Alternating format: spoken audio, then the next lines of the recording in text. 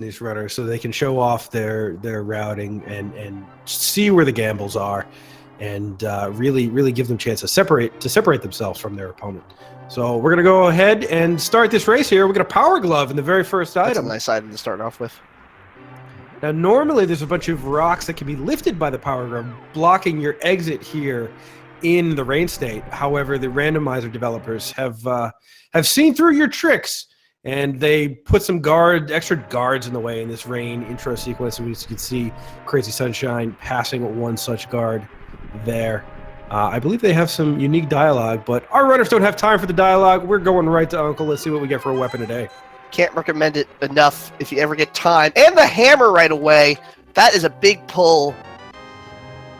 Gloves and hammer, boy, they're a moon pearl away from just full Dark World access. Certainly going to open up for those early routing options. Hammer also doesn't require ammo, and thus will be nice to farm bombs with. Bent Glass Tube going to pick up 50 rupees and the 2 magic, whereas Crazy Sunshine, she just wants those 50 rupees. No need for the magic just yet. You're going to see them both start farming bombs. You definitely want at least 1 bomb before you exit out of here, so you don't have to come back. There it is for Bent Glass Tube. So at least we know it's early in those prize packs for those green guards with the long swords. Not sure if any of the other enemies in Escape share that prize pack yet, but I'm sure Crazy Sunshine will have a shot coming up here in this hallway. But either way, with those gloves already in their inventories, missing the bomb in the first chest, not as much of a punishment. So if they get the Moon Pearl somehow before they get out of here, and there's the Ether Medallion, I wonder if they even... Well, they have the Kakariko first anyway. I wonder if you go Dark World almost immediately after clearing out Kakariko. I would think so. It's certainly a strong option. I mean, you can immediately clear out Thieves Town now all of a sudden once you pull that Moon Pearl out. But do you want to go into Thieves Town with 3 hearts? Well, that's going to be a skill testing question for our runners. You're still going to pull all of the stuff out of Kakariko first, no matter what, because it's kind of silly not to. Absolutely. So we have a chance for our runners to show off what they've been practicing, to show off their skills with these low resource situations. And Sunshine's still not having that bomb. No, and Sunshine also in a little bit of health trouble. So Sunshine's just going to have to avoid this 1 guard in order to avoid that all-important death and escape. And we'll be able to pick up some hearts here under the pots once she gets to the basement. Meanwhile, Bent Glass Tube sitting pretty at all 3 hearts full. He snuck up behind that guard, no problem. Still going to do the pot. Pot throw is about the same as a hammer. Or not about the same, exactly the same strength as a hammer. So a total of 2 each. Piece of heart in the basement chest. Nothing going on there. Now the long walk back for the escape. This is standard randomized swords. As you can see, what that means is that you do the escape, but you get a random weapon as opposed to just the sword on the Uncle.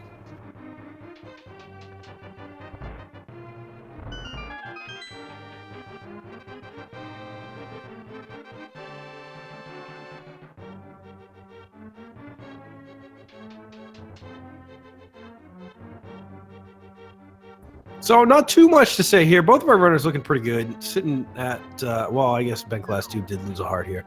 But he does have the bomb advantage over Crazy Sunshine. Again, that's not going to be much of a time loss since they already have those gloves. The big fear is that there are gloves in the back of Escape. And there are no gloves available anywhere else because then you have to make a long trip through that, through the sewers instead of taking that shortcut. So Bent Glass Tube refilling on hearts before losing another half of 1. Crazy Wants to make Sunshine sure he's going all right. set. Right side, rarely seen. Not quite as fast as the left side, but we're talking about a matter of frames here. No, yeah, and something like Randomizer, unless you're at the top of the top level, it won't make a difference. You gotta put on a show for the folks. You gotta put on a show for the when you get the how many viewers we have here? 300,000. 350,000, something like that. Yeah, we got a big audience, and we gotta show them as much of the castle as possible. Lisbon's a big city. There's a lot of people. There's a lot of people in Lisbon, Portugal.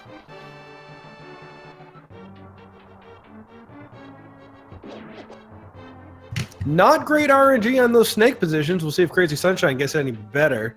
She does, but she's going to spend a little time killing them in order to try to get that bomb. Fills up that magic. See, she didn't need to stop. And half magic early on in the dark room of escape.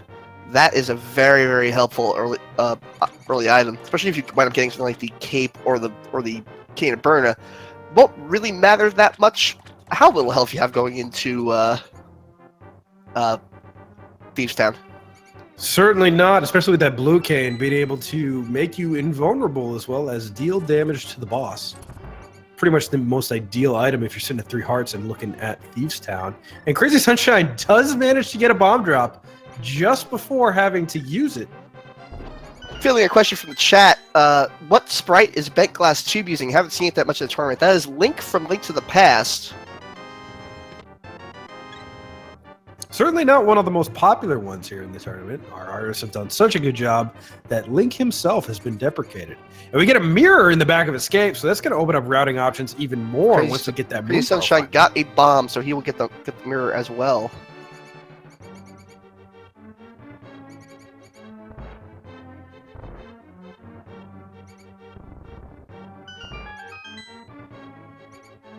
And on the right, of course, I think that's is that a Moogle?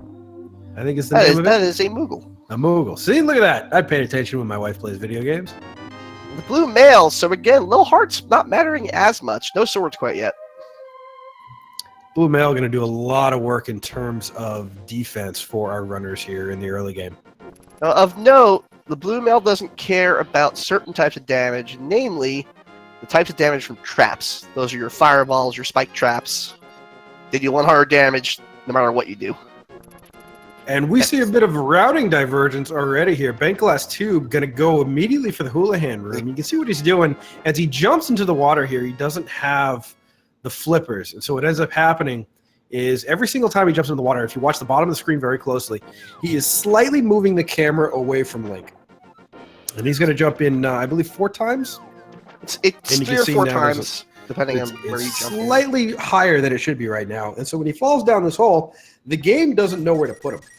And so obviously the most appropriate thing to do is give him a bunch of money and hope he doesn't notice that he's in the wrong place. And so the game does that. Bentglasstube gonna forgive the game for its incompetence as Crazy Sunshine heads up to a more traditional route, checks on the bush crab, which only has full magic. This is a route divergence. Bentglasstube taking the south route.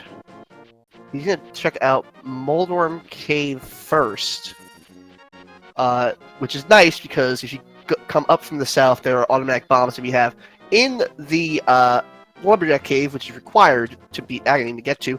It's just a bomb upgrade, so no Aghanim for that reason. In fact, we're a moon pearl away from being no Aghanim for any reason. And we get boots right in the dam, so we are going fast.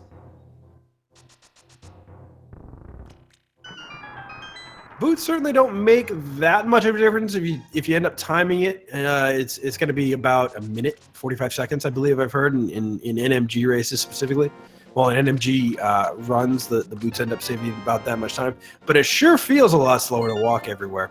Bentglasstube satisfied with his boots and his sunken item, so we are going back to Kakariko Village, it looks like, and it's going to be a lot faster. Checking those bonk rocks now on the way is another nice bonus. Also, it's important to note, going into Kakariko Village, he can get the item from the borders if he needs to. From the what? From the borders? Yeah, the borders. So it was a bookstore. Oh, Borders books. I understand. Shout outs to people who go to stores. It was a bookstore like 6 or 7 years ago at this point. I can't remember what I had for breakfast. No, I do remember Borders. It just took me a minute. I haven't thought about that for so long. Yeah, it's the last Borders on Earth. It's inside of Link to the Past. Is that canon? Is it like is Hyrule on Earth somewhere? As much as we're in Lisbon, Portugal? Yeah, we are in Lisbon, Portugal.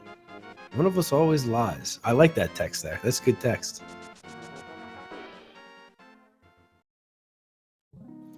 So Bentglasstube gonna pick up his information here too. Just sees it's the 10 bomb upgrade. So now both of our runners on the same page as far as Aga goes.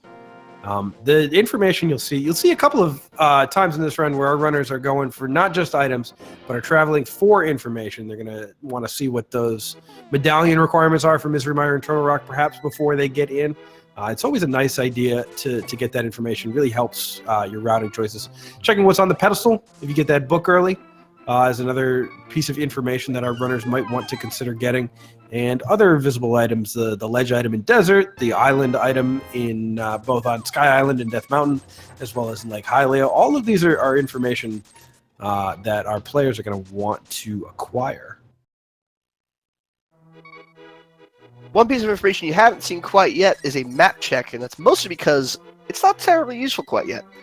They can't complete any dungeon with their current loadout, so no reason to take time to check the map. So with some darkroom navigation, some fancy darkroom navigation at that, with such low health and without a sword to guide them, they do have the ability to complete, within the rules of the tournament, to complete, oh, and there's a sword, speaking of which, Eastern Palace and the lamp. Never mind, Eastern's open, no dark rooms. Dark rooms are for babies. They would get the bow to complete Eastern Palace. Oh, they didn't get the bow. They got the hammer. That's right. They could go up to no, they can't even Tower of Hera. They should put some sort of test for people to be commentators. They just let anybody in. Jeez. They can't go up to Tower of Hera, however. Hera is open, as well as the east side of Death Mountain, so that is a very dense set of items up there. Our runners will certainly want to head up there, but we also have that mini Moldorm cave hanging out, and Shrahasala's hut. Another quick check also has 3 items. I would check the map shortly and see if Tower of Hera is a crystal. If it is, there's a point where I call listening to the seed. Seed is telling you to go to Death Mountain. I don't know. The seed is a notorious liar, so I don't know if I trust the seed. But you're right. If you have a crystal dungeon open to you, it's a general good rule of thumb to head up there and get that out of the way if you're going to have to do it anyway. Tower of Hera, not much of a difference between go mode and not. And being open so early, it's a very wise decision for our players to head there. But we still got more stuff to check in the village. Plus an astounding amount of chests in both sides of Death Mountain.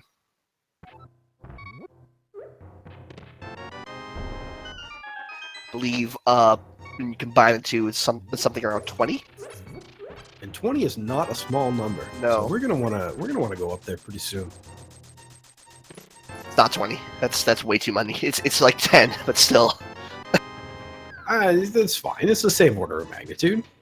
So here we are, just money sitting on Borders books. I bet Borders wishes they were able to find some money in their stores. Yeah. Unfortunately, they weren't able to. Fortunately, that's not going to help bentglasstube. He was really hoping for an item to be there to press his advantage. No such luck. The King of Samaria, however, on the race game, so they're both going to be going to get that. If you have the boots, it's usually a little bit faster just to go ahead and blind pull the race game. And Crazy Sunshine going to use a bomb here. Actually has the ability to use those boots. Oh no, we don't have the boots. He does not have the boots yet. Lights. I believe Crazy Sunshine goes by she, not he. She, that's correct. Yeah, you can bonk into that wall in order to get the hole open, but Crazy Sunshine doesn't have her boots yet. bentglasstube does have that option, so we got a cane for both of our runners pretty soon here. The wonderful Paul Bearer accompanying that cane. Gonna hand it out at the end of the race game.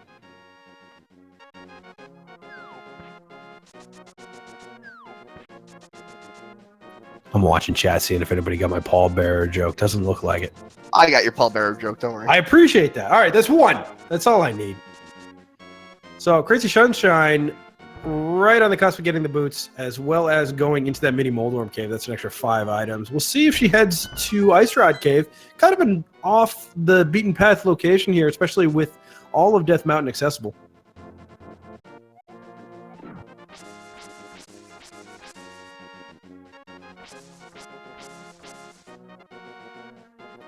And both of our runners are fast now, as Paul Bearer on the left side hands out that red cane.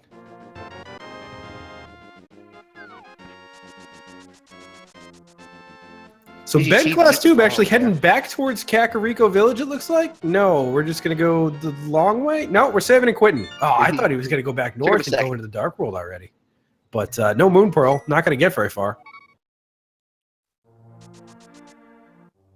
I believe we're gonna see Moldorm Cave on both ends.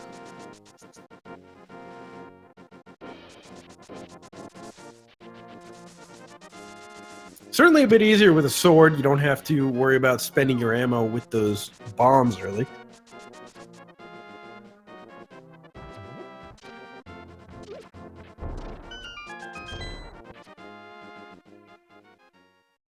Crazy Sunshine going to show off her skills with the hammer against these mini Moldorms. They are not very friendly when it comes to hammers. They have they tend to wiggle a lot, and hammers hitbox have is a little weird small with the hammer.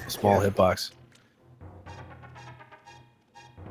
So it just goes with the sword. Much better option as bent glass tube takes a little bit of a dip into the pit. Shakes it off though. He's all right. We get a bottle. That's a little bit of progression. Blue We could see the potion sick kid with in something. the bottle too. And both of our runners well above that 500 rupee mark for Zora. And Zora is in logic right now. With that power glove in their inventory, they are able to walk to go see the big fish. Can't get into the items around him without the aid of minor glitches, though. Well, if they know how to do boots walking, they can totally get almost all those items. Everything but the thing on the ledge. Oh, yeah. So the boots glitch that my partner alludes to here is in a cave such as Ice Rod Cave or Mini Moldorm Cave. Those are really the two relevant ones at this time. If you exit the cave with a dash on the very edge of the pit that you'll see there, you'll get water walking enabled, which means the next time that you jump southward onto some water, you will be walking on the water. I don't exactly know the reasoning behind that, but it will allow them, I think, to get both of those waterfall. No, they can't get the waterfall items. No, they can. They can't would get absolutely the be able to they can't get the ledge waterfall items. Neither of them are doing it anyway. They're both going up to Death Mountain. All right, throw it in the trash. We're going elsewhere. We got stuff on Death Mountain to do. And bent glass too was out of bombs. Thankfully, was able to pick one up there.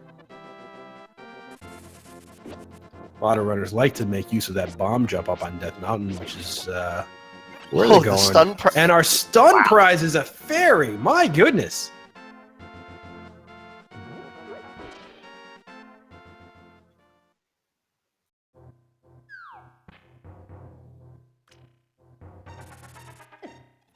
So going to go rescue this old man. He's going to give an item, and perhaps more importantly, he's going to unlock this save and quit location for both of our runners. Crazy Sunshine, though, going to take a detour. Going to go check in on that sick kid, I think. Yes, he is. She is. Listen to this VOD, Crazy Sunshine. I apologize. And the old man, just another bottle. And a heart container at the sick kid. And bent glass tube pulls off the spin dash. That is a not very easy glitch. Where if you have the boots and you have a sword, you can do a spin dash and hit the A button the frame after the spin dash, and you'll keep your boot speed just walking normally. You have to do it on a manual staircase of some type, such as those ladders. So we get a map check we finally. get a map check. I didn't see what desert was. I did manage to see both Hera and Eastern Arc Crystals, though. Desert is the green pendant. Green pendant. All right, so we're not heading there anyway right now. We don't have access to that. We do have access to Tower of Hera. Bent glass tube going to go inside, hopefully, and pick up his first crystal. Meanwhile, Crazy Sunshine going to begin her journey up to the mountain and rescue that old man.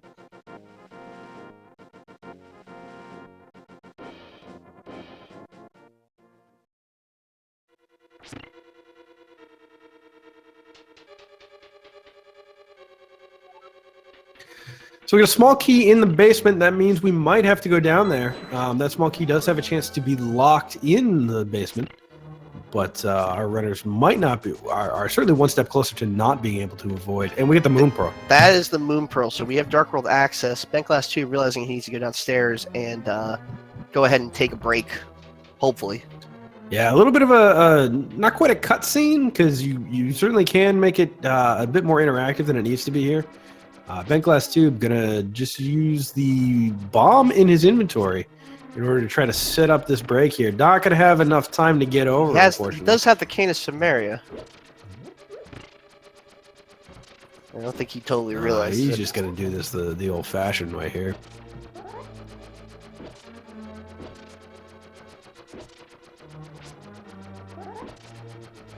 And Crazy Sunshine sees her 5-arrow upgrade inside Spectral Rock. Not interested. We're going right to Tower of Arrow. Nope, we're saving and quitting. Someone in the chat calling that the French vanilla moon pearl. But we're in, as we said before, we're in Lisbon, Portugal, so it's the Lisbon, Portugal moon pearl. French vanilla. That's like, oh, it's a Magic player too that's pointing that out. That's because Magic, if you have like a card that just has flying on it, they call those French vanilla creatures. So yeah, no, we figured that out. So Crazy Sunshine, a little bit of a route divergence here. Going to go to the Eastern Palace area. There are 3 chests in the back of Trahasala's hut, as well as 2 to 3 items available in Eastern Palace. We get that map check on the right side of your screen now. I greatly question this move by Sunshine. It certainly is not what people would normally do, but Between the chest density and the fact that you can beat a dungeon right now, it's tough to see the reasoning behind this, other than forgetting that you have access to Tower of Hera. But this could still be on purpose. I mean, some runners do like to be thorough across those, Sphere 1 items. This could certainly be that case where you really want to clear out all of these items at the beginning. And certainly Eastern Palace, most of it is going to be under that Sphere 1. And we even get a hook shot in the back of Trahasala's hut. So this might actually work out for Crazy Sunshine, depending on how long it takes bentglasstube to get back to the Eastern Palace area. Not exactly an out-of-the-way location, but if you're looking to avoid Eastern until you get that bow, if that hook shot somehow locks that bow, could be a while. bentglasstube with 1 bomb, not going to try the bomb jump. I don't blame him necessarily. Missing that particular bomb jump is particularly punishing. Yeah, Crazy Sunshine looks like she's going to head to Eastern Death Mountain now before doing that Tower of Hera dip. Having the hook shot on you as you do Hera, by the way, enables you to not even have to bomb jump to go get that big chest. It does save a little bit of time. Certainly with those boots, you're able to bonk back after hook shotting onto the chest.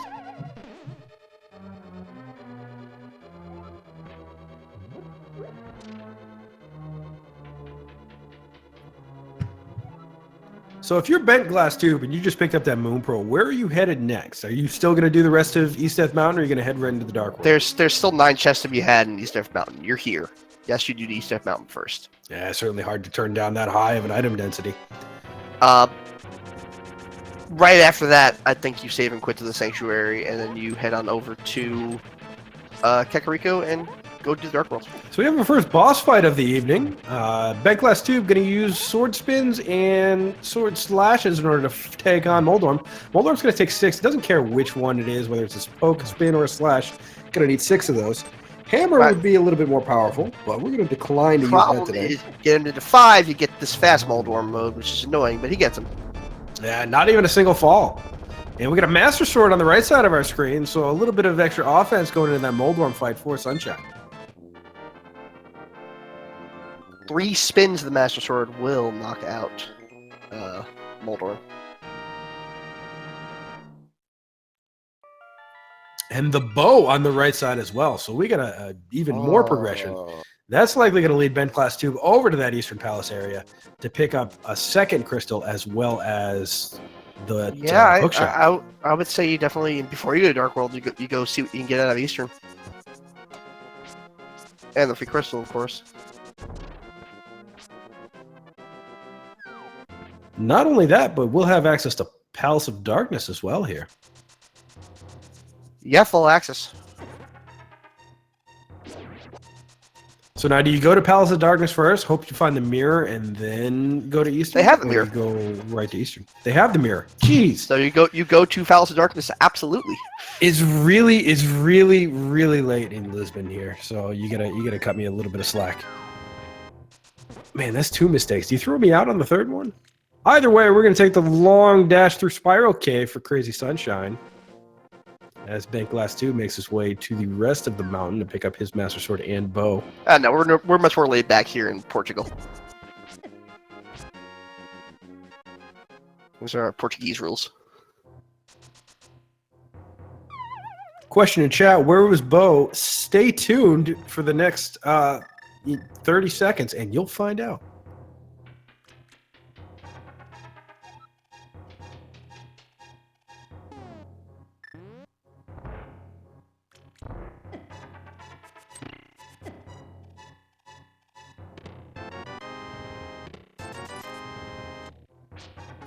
So it looks like Crazy Sunshine is going to, in fact, head to Eastern Palace. Now, I like the efficiency of going, and not to the Eastern, to Tower of Hera. I like the efficiency of doing Tower of Hera before doing that the Spiral Cave dip. You're not quite going to climb the mountain quite as many times. You'll have to go back and forth a little bit. But Crazy Sunshine just going to do all of these Death Mountain before heading into Tower of Hera. Wants as many resources as possible before taking on the big worm.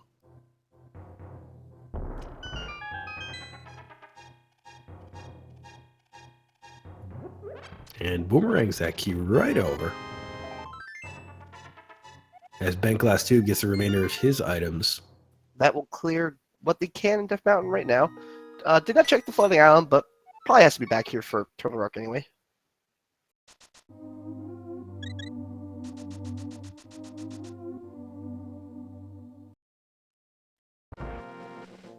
So bentglasstube going right into, looks like Village of Outcasts, judging from his direction here. Might stop at the Sick Kid to get his full heart container. But certainly not heading towards the Eastern Palace area at this time.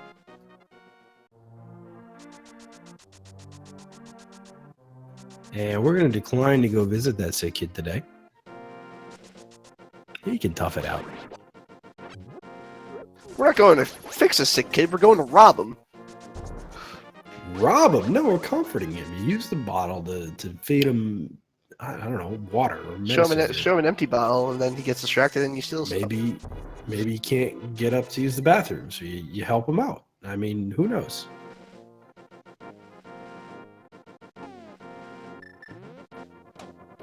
So we'll see if we get a map check here in the Dark World from bentglasstube upon entering. Does have the option to dip into a couple of dungeons, as we mentioned, either Palace of Darkness or Thieves Town, are both full clearable. Skullwoods can be dipped, not for a full clear, but you can probably get one item out of there, hopefully. What else we got? We got Swamp. We can't get into Swamp. We can't get into Ice without those Titan Bits. We can't get into Mire without those Titan Bits. We can't get into Turtle Rock without those Titan Bits.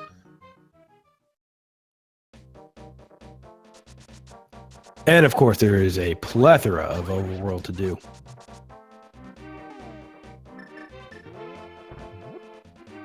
I want to give a shout out to Bill and Nye Hilst. I think is what that says in the chat, pointing out that what you were describing earlier with the Sick Kid would be the yellow potion. Bill Hilst. Hilst. Is that like Benny Hill, but Billy Hill? I don't know.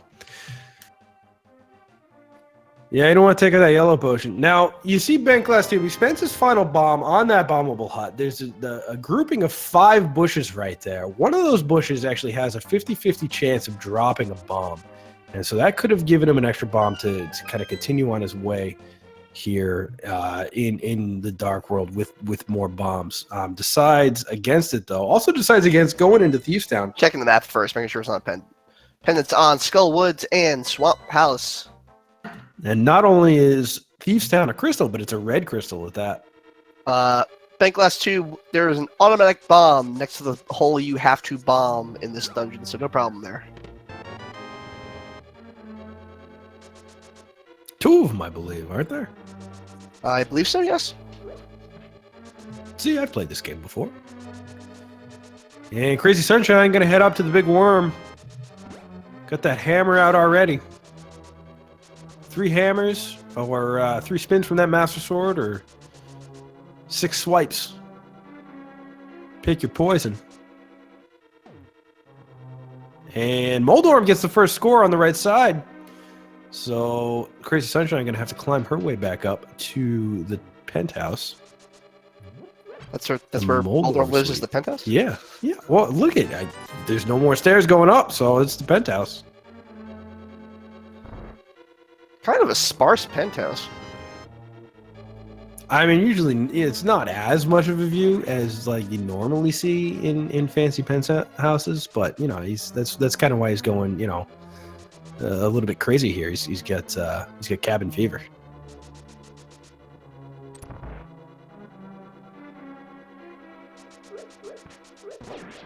Trying for hammer strats, not a bad idea. A little easier with the Master Sword, I find, to do spins instead of trying to hammer because again the hammer is weird. But either way, Crazy Sunshine gets the job done. The big worm explodes, and that first crystal is on her tracker. As bentglasstube makes his way through Thieves Town.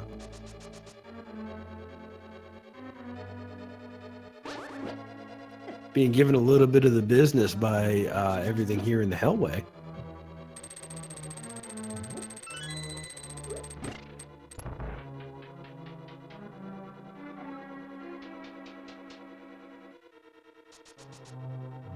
And we'll see if Crazy Sunshine decides to make that Eastern Palace play. And even that combo with Palace of Darkness.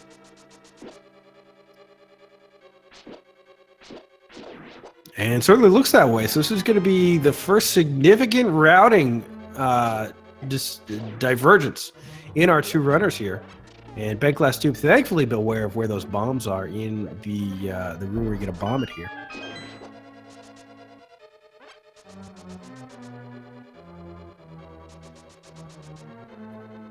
So bentglasstube down to 5 hearts. Thieves Town intended to be the 4th dungeon that you fight in the Dark World, so you're supposed to be a little bit more beefy than where bentglasstube currently is. Not too much, not too much more beefy. You definitely shouldn't have the blue mail. That's true. Ice is 5, I believe. Correct. But still, you're intended to have a lot more hearts here, so he's going to have to be careful about taking damage. These enemies Crazy Sunshine doing the pod and Eastern Palace play can clear both those dungeons. Both of those dungeons are crystals. And I like this play quite a bit. This is 5 items in pod, 3 items in Eastern. For 2 crystals, you're going to get 8 items, and you're not going to really save a lot of time if you end up go moding them. I absolutely love this play by Crazy Sunshine as she checks the map herself. Getting questions about the sprites. These sprites are not only allowed in these randomizer races, they are included in the tool that lets us download our ROMs for this. A lot of very, very good work going into these sprites and the back-end tool from our development team. And they really have done such a nice job. Unfortunately, we get the Moon Pearl pretty early here, so we won't... Well, actually, we did see what the Moogle's bunny sprite is, and I missed it entirely. What was the Moogle's bunny sprite? I don't remember. Well, I'm sure it was adorable. Is bentglasstube kind of dancing on the edge there of these conveyor belts? Can he get off? Wants to save that heart. Just fall. It's okay. No, we're fighting, and he fights through, and then gets knocked off. But it was an effort. It was an effort fight. It was a good effort. Nice fight. Valiant effort.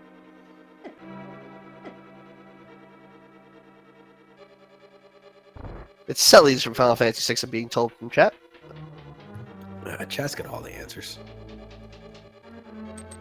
I know, it makes our job really easy. Crazy Sunshine got hit once by an enemy while walking with Kiki the monkey. Kiki abandoned ship immediately, of course.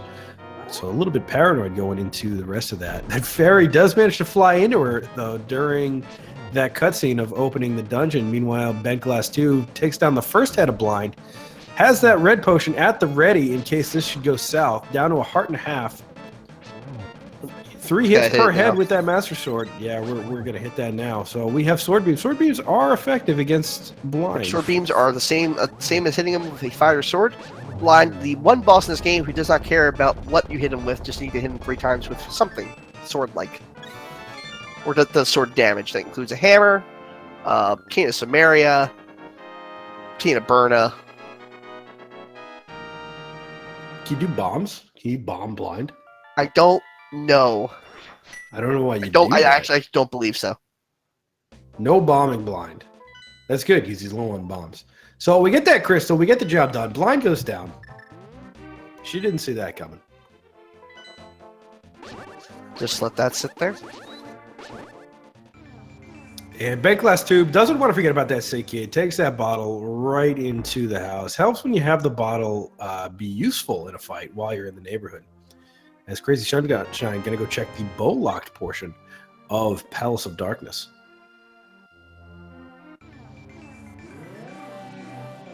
So the seat's kind of slowed down a bit. Not much progression thus far as Crazy Sunshine manipulates those mimics. And bentglasstube going to go and continue a Dark World route here. This is part of the world tour. Really want the gold gloves and to do the full world tour here, but we get a lot done on these overworld spots. Again, still questioning why he's not heading over towards Eastern and Pod. You might want to make a couple of pit stops on the way. It's not going to be too fast here, but he's going to be able to check the digging game. He's going to be able to check south of Grove. He's going to be able to check old Stumpy, and then possibly even Hype Cave on his way. Just 20 rupees, though, at the digging game today. Ooh, and the tempered sword on the bowlock portion of Palace of Darkness. So, if you're comfortable with Silverless Ganon, you're not so worried about getting Silver's Rumor Sword at this point. That tempered sword certainly going to help out, not just with Ganon, but for the entirety of the rest of this run. Well, that might be why you want to do that south route. Here is the gold gloves in South of Grove. So this low density of items leading up into the higher density of Hype Cave and Pod and Eastern. Definitely paying off here for bentglasstube. You can't always just stick with what the highest density is, because if you stick with the highest density and your opponent does as well, if you do the same thing as everybody else, you're going to get what everybody else gets. So you gotta stand out in these tournaments, especially these one-on-one races. You gotta really make your gambles, pick your spots, and bentglasstube doing just that and getting a little bit rewarded for it. Gonna head back now to do the Smith sequence, presumably, now that that's open to him. I have a plea to this entire community. Can we think of a better name than South of Grove or Cave 45, please? What's wrong with South of Grove? I avoided doing K45. I avoided saying that. It's not very descriptive, not very newbie friendly. No, but South of Grove, that's a good name. There's a lot of things south of the Grove.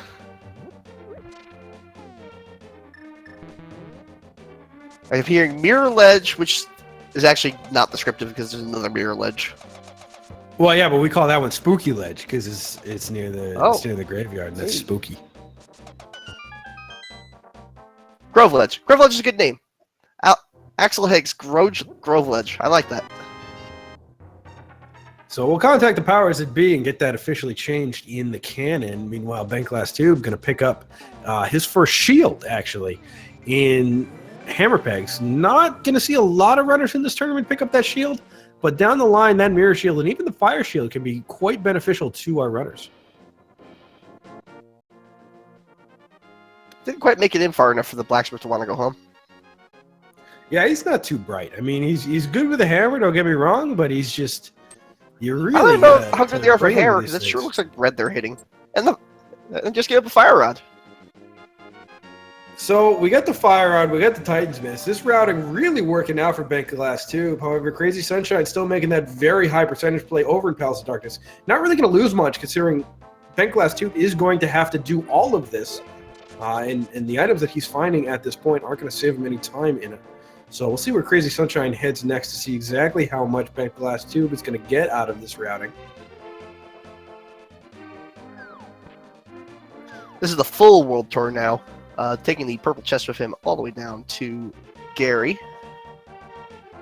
our friendly lockpick.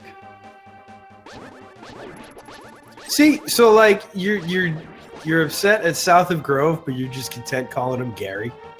Like that. I mean, that's his name. His name is Gary. Why is his name Gary? Where does it say Gary? There could be a lot of Garys in the credits. It says the old man is Gary. It says Gary the old man, Gary Oldman, right on top of the mountain. You're telling me there's two Garys in Hyrule? They're father and son. There's like 12 people in this whole game. They couldn't have come up with a different name? No, they're father and son. It's Gary Jr. down here.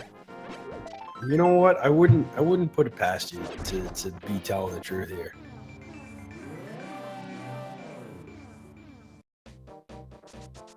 So with no book, we're not going to be able to check that Bombos tablet quite yet. We are going to be able to check out this hype cave, though. That's what the old name used to be. It hasn't really been a hype cave for quite a while. I kind of call it the Cave of Mediocrity. More like Grape Usually Cave. nothing in here. Either way, 5 items, really difficult to pass up, especially when you're in the neighborhood like Bent is.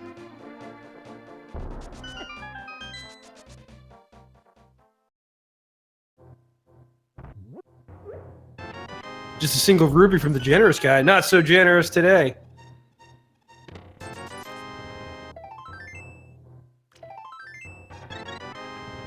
And a whole lot of nothing. That's not even the Cave of Mediocrity. It's the Suck Cave tonight.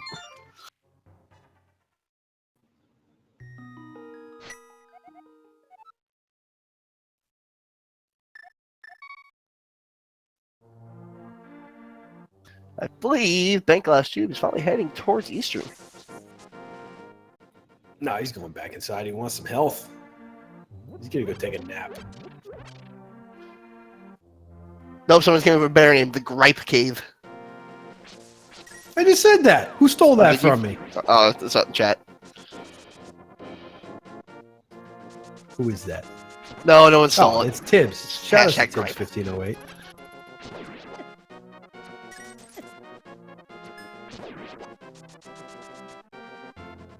So Crazy Sunshine going to head into that last part of Pod, and she hasn't really picked up too much here that would change her routing decisions going forward.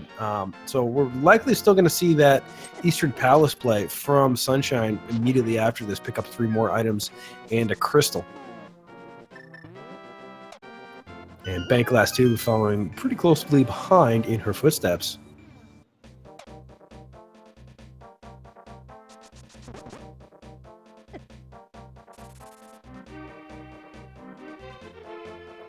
So at this point, if you are bentglasstube, you do have places you can go immediately after this. You do have the ability to do full clear Skull Woods, even though it is a pendant at this point.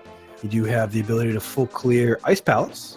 I'd have to see what comes out of Eastern first before making any call like that. If there's a flippers if there's flippers there, then go on do Ice Palace. At what point do you go to Dark Death Mountain to check out what's required for Turtle Rock? And at what point do you go to Mire to check out what's required for Mire? Well, you go to Mire as soon as you get the flute. No, can't do that before. And then I would say you go to Dark Death Mountain. I wouldn't. We have the save and quit point already.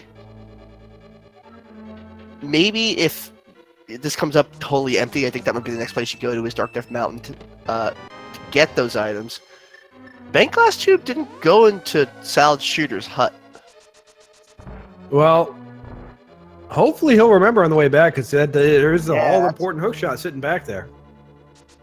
Ooh. While that hookshot's not going to be required for Swamp Palace, it will be required to cross that Moldorm 2 gap, unless there's a hover involved somewhere. And Crazy Sunshine holding that crystal up, going to pull even in the crystal counts, although they are different crystals. Yep. A nice clean Helma fight.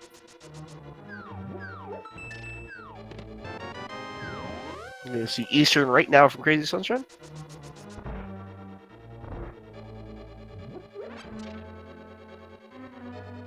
Hard to say who's in the lead right now. I'm going to give bentglasstube the edge here. There is an awful lot of the overworld open to them, as well as dungeons, just even partial dips. And bentglasstube definitely has more progression in those Titan's Mitts, in that Fire Rod. And I can see, Crazy Sunshine picking up those mitts without picking up the Fire Rod, saving that Smith sequence for last kind of thing. We've certainly seen that in a number of races in this tournament. So I'll go ahead and give bentglasstube a little bit of an edge here, but at 44 minutes, we're still very early. Yeah. I would say bentglasstube right now as well. However, if he forgets to go back to Sriracha Sauce's closet, then he's gonna be way behind.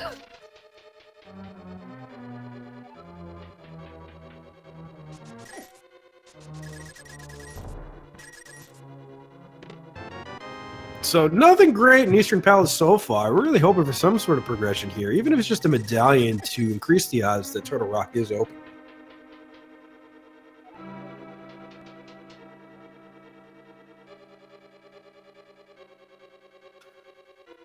Titan's Mitch is on the Grove ledge.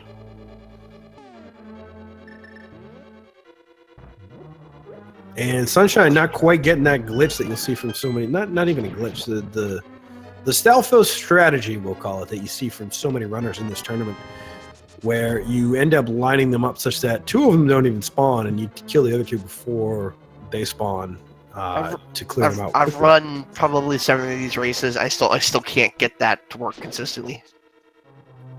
But you have to actually work at that. It's tough, and that's exactly why you should give these runners a follow, because not only are they out there practicing these things, but they're kind enough to do it in front of everybody on a big stage.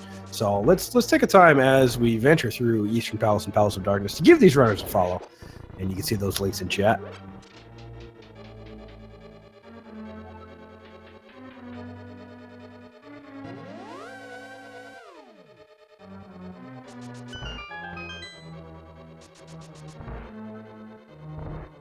So one more chest from the Eastern Palace before Crazy ends up heading to Armos Knights.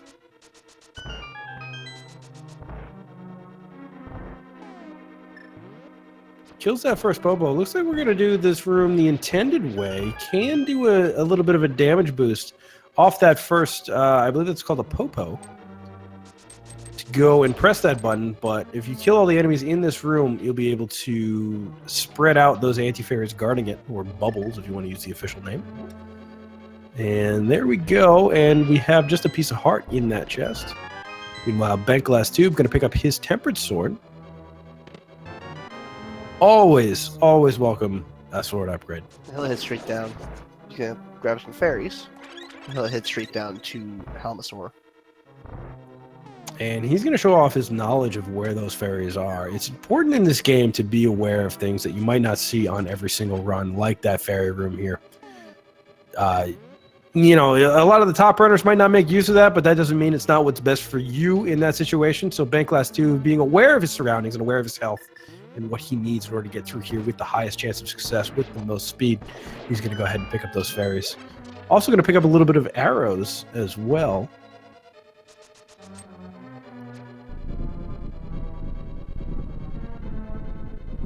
Question in chat, what got you guys into randos watching it? I mean, this is I started getting into randomizer just watching it, just what you guys are doing here, what you all are doing here, getting excited about, you know, the skill aspect and the luck aspect, and just the interesting complexities that have been breathed into, you know, breathe new life into this classic video game. So a wave of nostalgia certainly helps as well. For me personally, it's a mixture of, this is one of my absolute favorite games of all time, and I started off actually doing blind runs for the mystery tournament, and there's a lot of overlap between this community and that community, so just kind of fell into this. So we're going to see an Armos fight. Now, we don't see the traditional setup for a quick kill here on Armos, and we're running out of arrows here on Crazy Sunshine's side. Gonna need 3 arrows per Armos Knight. We only have 10 left, so we do have enough to finish this, but we're gonna have to be careful. Just 9 left at this point.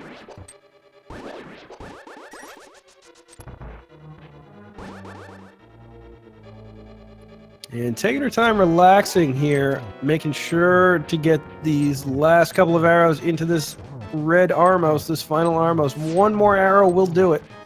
And Armos Knight goes down, revealing a piece of heart. So nothing doing in Eastern Palace other than that all-important crystal.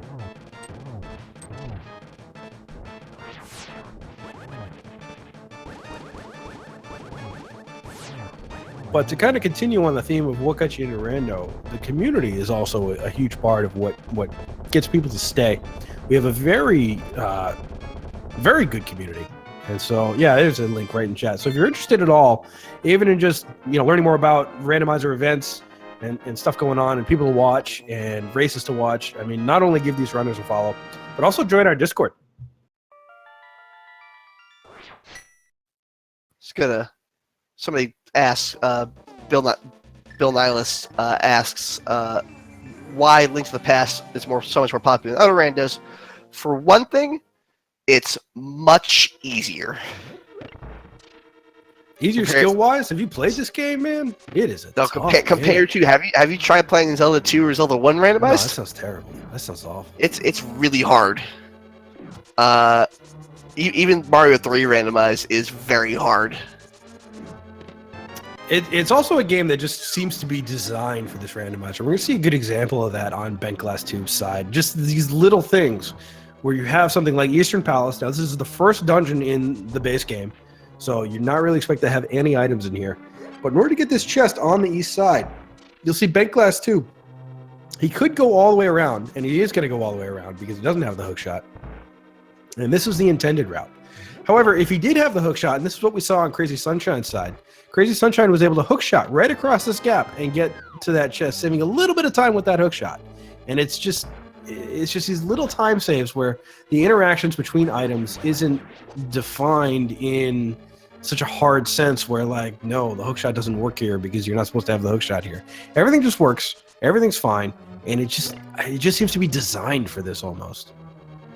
It's also it's a game that a lot of people have played, even more so than the original Zelda.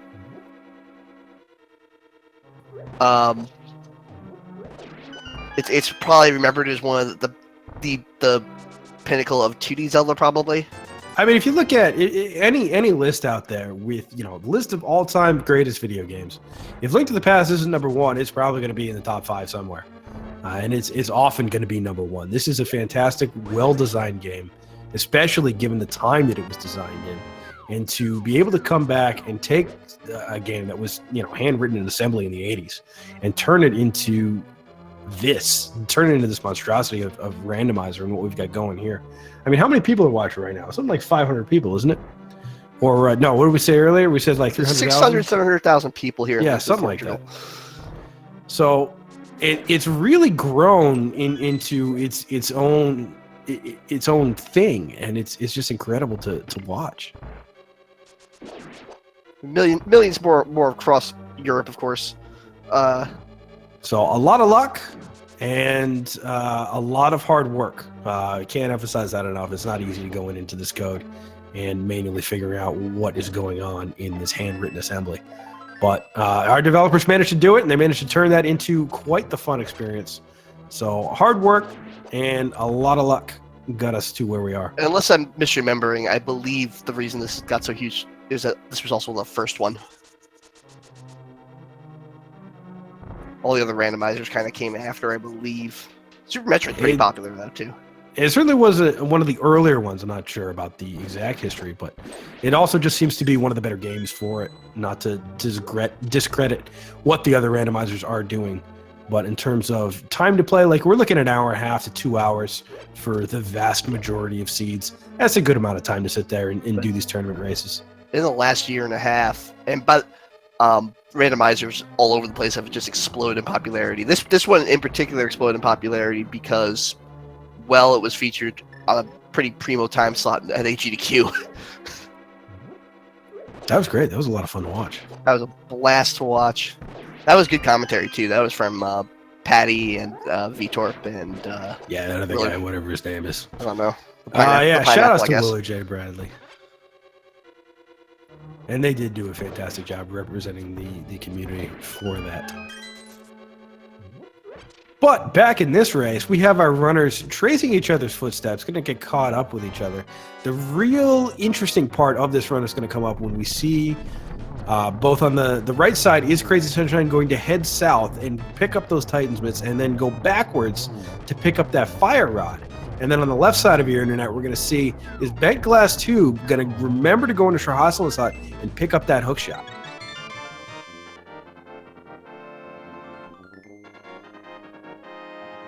Both of those decisions have a chance to impact the final results of this race. So very important to be thorough and be aware of your surroundings here.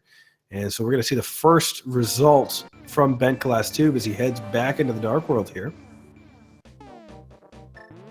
Immediately pulls out the mirror. Now, he does have an opportunity if you're holding a bomb or a Cane of Samaria block or anything really. you'll be able to skip over that dark world. But no, he's just going to dance in and out of the light and dark world. That's fine. That's cool. You're just making my life hard. All right, so dark world it is. We're heading back through. Might want to check the pyramid and catfish. And he's got a chance to mirror right here, and he does. So thankfully, he is going to remember to get his hook shot. Trying to spawn on top of that hook shot. Unfortunately, going to have to go outside and enter the more traditional way through the front door. We're all nice people here, but everyone loves to see a pedestal seed. Everyone wants the meaner seeds. Oh, good. Bentglasstube did get his hook shot. So we're all right over on Bentglasstube's side. We have a couple of options, including Dark Death Mountain and Ice Palace. Doesn't have those flippers, but I'm confident he can fake flipper.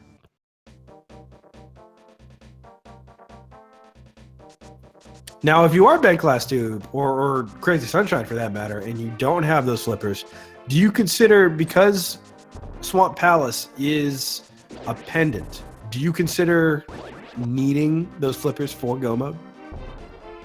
Absolutely. I would consider not needing them at all for go mode. I would fake flipper right now into Ice Palace, honestly. Ice Palace is an interesting decision. It's somewhere where you're not going to be able to get without those flippers within the game logic, but you can get there, obviously, at any time, as long as you have the rest of the requirements. It's also a dungeon where you're going to be able to complete it a lot faster if you do not have to collect any items versus if you do have to collect the items. But it does have 3 items inside it, and it does have a required crystal. So if it does have any required items, well, you're not really going to lose much time by checking it now, are you? So Bentglasstube going to spend a little bit of time here. I don't think he went to Catfish. Did he go to Catfish and I missed it? I do not believe he went to Catfish now. So we'll check out the King's Tomb, though. This Crazy Sunshine escorts the maiden into Blind's room. That's $20 in the King's Tomb. King wasn't that rich. Pizza joke. Ooh, so we're gonna start with sword beams. Again, this is a fight where you're looking at a script. You'll hear a lot of people refer to it as, where blind is not. There's not really any random number generation at work here. It's all reaction to what the player is doing. So you're able to really control this fight if you get it set up and get a pretty quick kill.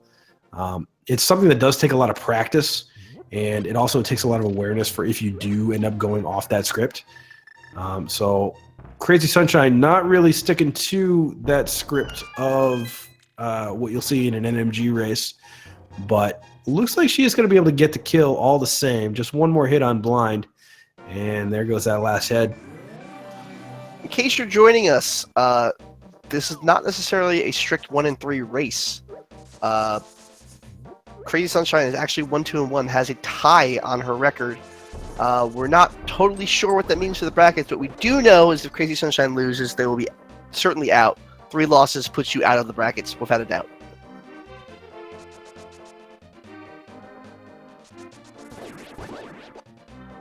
So we see Bentglasstube heading over to Bumper Cave now. He's going to head back towards that Village of Outcasts. Could be taking a dip into Skull Woods at this point. Does have the ability to get both of the items inside there. Crazy Sunshine going to refill on potions.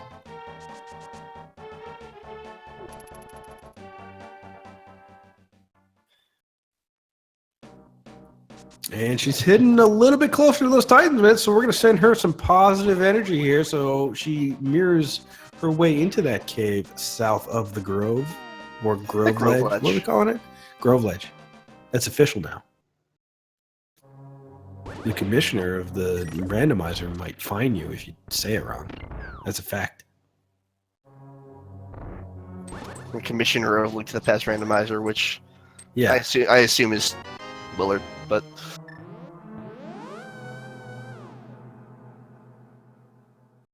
yeah, you have to call him commish too. He loves that.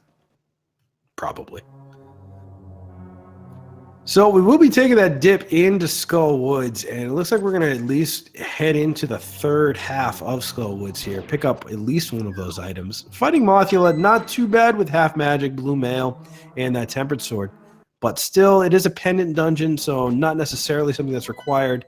It is something that will take a lot of time. bentglasstube going to double check to see that it is a pendant and decides he doesn't want any part of it.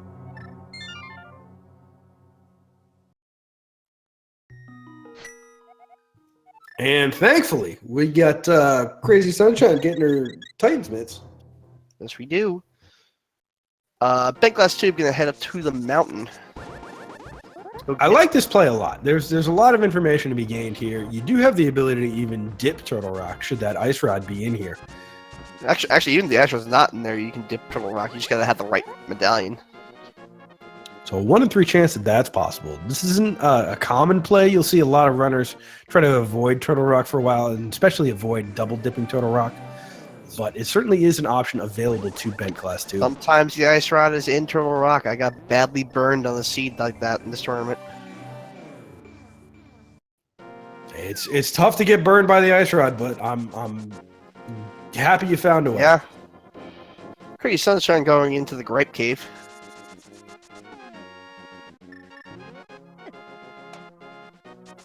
So with no fire rod for that Smith sequence, so it looks like bentglasstube is going to have a little bit of an edge here going into the 1 hour mark of our race.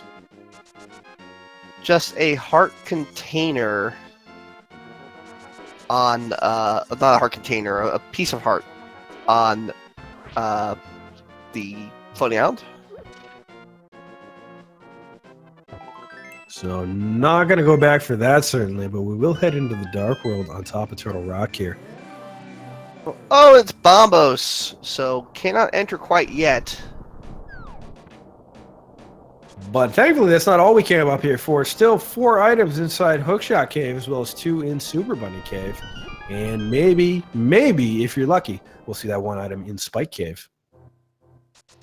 You know that cave's called Spike Cave? Did you ask me why is it called Spike Cave? Because of all the torches. I have no idea why it's called Spike Cave. Why is it called Spike Cave? Because of all the spikes. Oh, it's the spikes, of course. See, that's another thing they should have put on the commentating test. Why is it called Spike Cave? I bet you would filter out a fair number of runners that way. A fair number of commentators that way. Down the Super Bunny Cave goes bentglasstube. The Hookshot Cave rarity in V29 actually kind of coming out with nothing.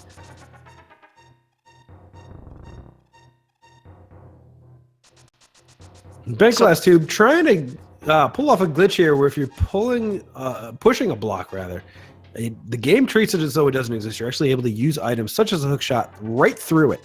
Doesn't quite get it off. Doesn't want to even attempt it the second time. He did have another block to push. So I'm going to do this the more intended way here. Also going to use the mirror and treating those blocks as though it doesn't exist, and also using the mirror causes them to cease to exist. So I don't know. That's good. So we're going to take advantage of that and push right through these blocks to get these last 2 chests here. Not the fastest way, given where he started from to get these. Ooh, we get a Sanctuary Heart. And we get Bombos in that second chest in Super Bunny Cave. So we can head right into Turtle Rock now. Check out a lot of items in there, at least 5, possibly 6.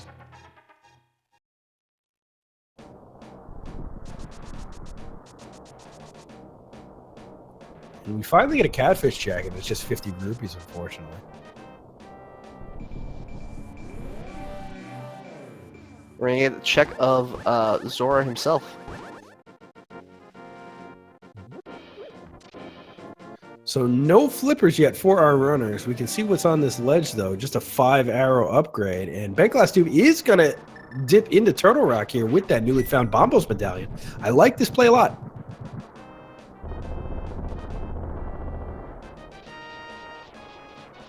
Now, this Zora play, however, there are a total of 5 items in, kind of in this general vicinity. You have the Quakefish, which we just saw, and then you have Zora, the big fish himself, and then you have, I guess that makes Quakefish kind of like the medium fish. So we get the big fish, we get the medium fish, we have the Zora ledge item, which was checked, and even though we couldn't get it, it's still, we're not coming back for that, so cross that off the list. But we also still have the Waterfall Cave, which is 2 items.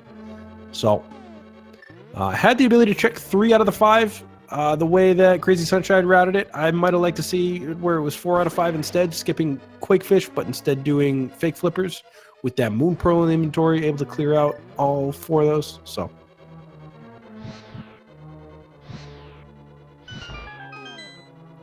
But as Crazy Sunshine still does not have her Fire Rod, we're gonna have to give bentglasstube here a little bit of an edge in the lead. I was about to say bentglasstube is almost definitely in the lead. Might lose some of this by doing a unnecessary TR dip, but we'll see what happens. We have a lot of randomizer left to play here on Speed Gaming.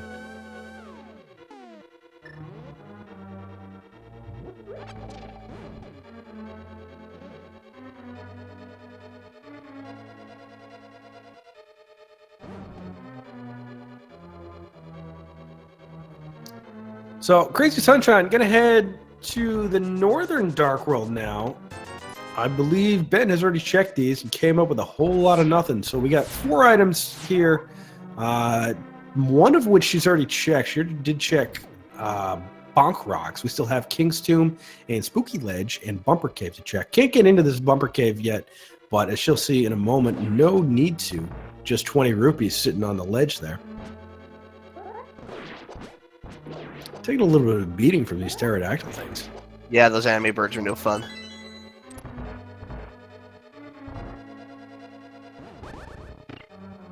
They deal, I think, on green males like 2 hearts apiece. The Dark World, certainly not a forgiving place.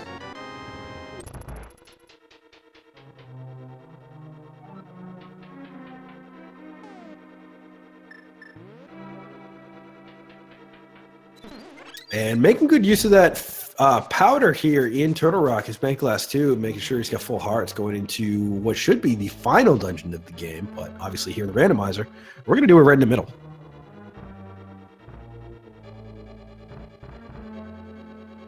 So one more location for Crazy Sunshine to check in this routing. Going to head into the King's Tomb. After that, kind of running into a wall. The only other thing left to the east would be Catfish, which she's already checked. Well, then you start climbing the mountain. Or you do Ice Palace. Missing Bombos and Fire Rod. Gonna have to pick up at least one of those. Yeah, no, but Bombos is on the mountain. Fire Rod, I forget where it is, but Bombos is in Super Bunny Cave. Those Smiths have that Fire Rod. So another and the flute couple in the of middle items. Chest. That's not a chest. Everyone checks. So the Vanilla Big Key chest coming up big with that flute. That could get us Mire access and indeed the ability to clear Mire, assuming we can get in.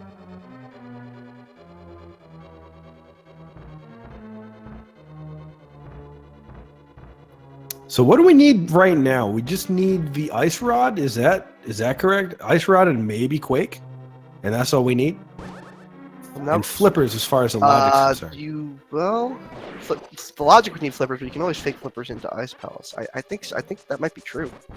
So I have a lot of faith in our runner. So we're just looking collectively for Ice Rod and possibly Quake on both sides here. So bentglasstube certainly going to have some payoff here.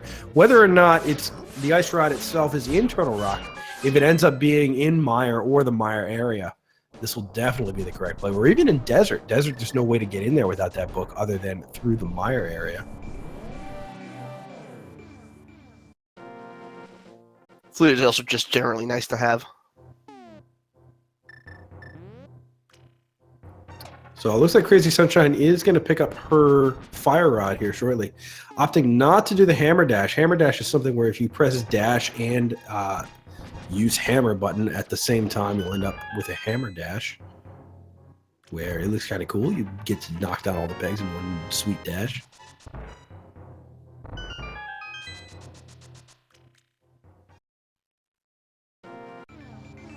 And picking up her Fire Shield.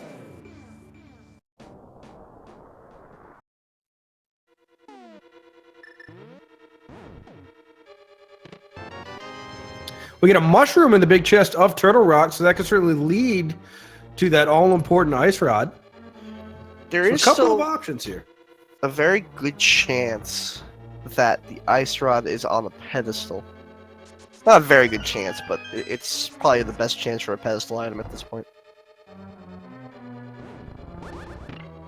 So when we look at so far what Turtle Rock itself has opened up, it's opened up the 2 items inside Misery Mire itself. It's opened up the 3 items inside, no, just 2 items inside Desert, plus another inside Desert if you count Shahasala, plus the 2 in Mire Shed, plus the 1 in Checkerboard Cave. That's 8 items, plus the 1 at the mushroom spot. So turning in that mushroom to the witch, that's 9 total. So that's 9 total locations that have been opened by this Turtle Rock dip. If any of them should come up where they do have the ice rod, it'll be a required forced double dip of Turtle Rock. And so bentglasstube would be very relieved if any of those places ended up having that ice rod. Unless, of course, Mire requires Quake.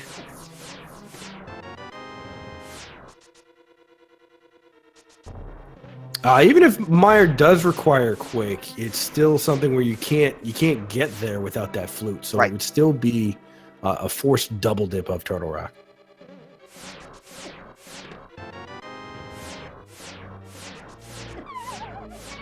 bentglasstube getting a little bit low on hearts here in the laser bridge. Going to take an opportunity to use the safety door. Please don't knock yourself back into that bomb.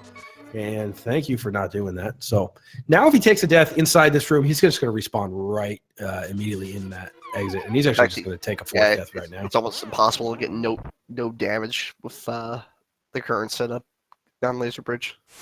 Technically, Laser Bridge is not in logic right now either. Laser Bridge requires you to have one of the cape or the burna or the mirror shield. Because otherwise it's impossible in one-hit KO. Which is another one of the various modes available in Link to the Past Randomizer.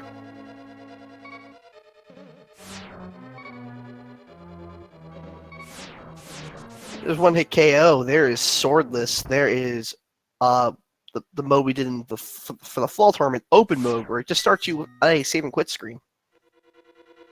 So if you're looking for a way to torture yourself, we got plenty of options for you. However, we're going to stick to just standard Uncle randomized swords thing here and come up with that compass for bentglasstube. One more chest here. Could be an item, I believe. I hear rumblings of they might do an entrance tournament soon. Almost makes it there. Takes the death, though. We should have plenty of hearts to tank it all the way to that last chest, though. If it's the ice rod, it's certainly going to be worth it. Crazy Sunshine going to head up the mountain. We'll see if she ends up heading into Turtle Rock herself. Have you tried retro mode yet, by the way? Have I tried what mode yet? Retro mode? Yeah. I have not. No, I have not tried it. It does look like a lot of fun, though. Yeah, no, it kind of came out in the middle of this tournament, so nobody's been wanting to try it. But maybe in the summer. Retro mode's a trip, man. It makes it so all the keys aren't dungeon specific anymore. They're all like dungeon agnostic. I gotta look at how they did the logic for that, because there's 56 doors in Link to the Past that require small keys, and I'm no math expert, but 2 to the 56 is a very large number. So, Crazy Sunshine getting a little bit of dead rock lock here. Rough dead rock. You can buy keys in retro mode. It's like Zelda 1. That sounds like a cop out to the logic. And also, arrows cost money. So we get bentglasstube turning on the duck here. Gonna get a little bit of travel for himself. Crazy Sunshine gets the bad news that Bombos is required for Turtle Rock. However, if she continues on her way, I am confident she'll pick up that Bombos medallion soon.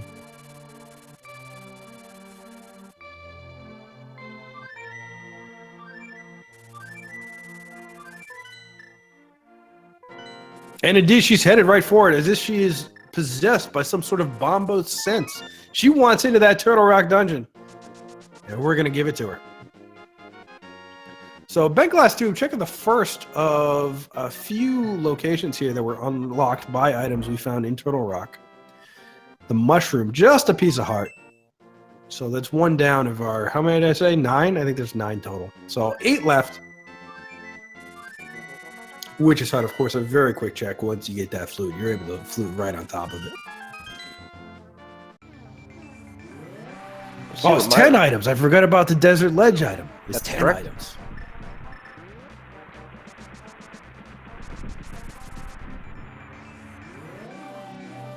And bentglasstube didn't forget about that. Sees its bombs. We're back down to 9 or 8.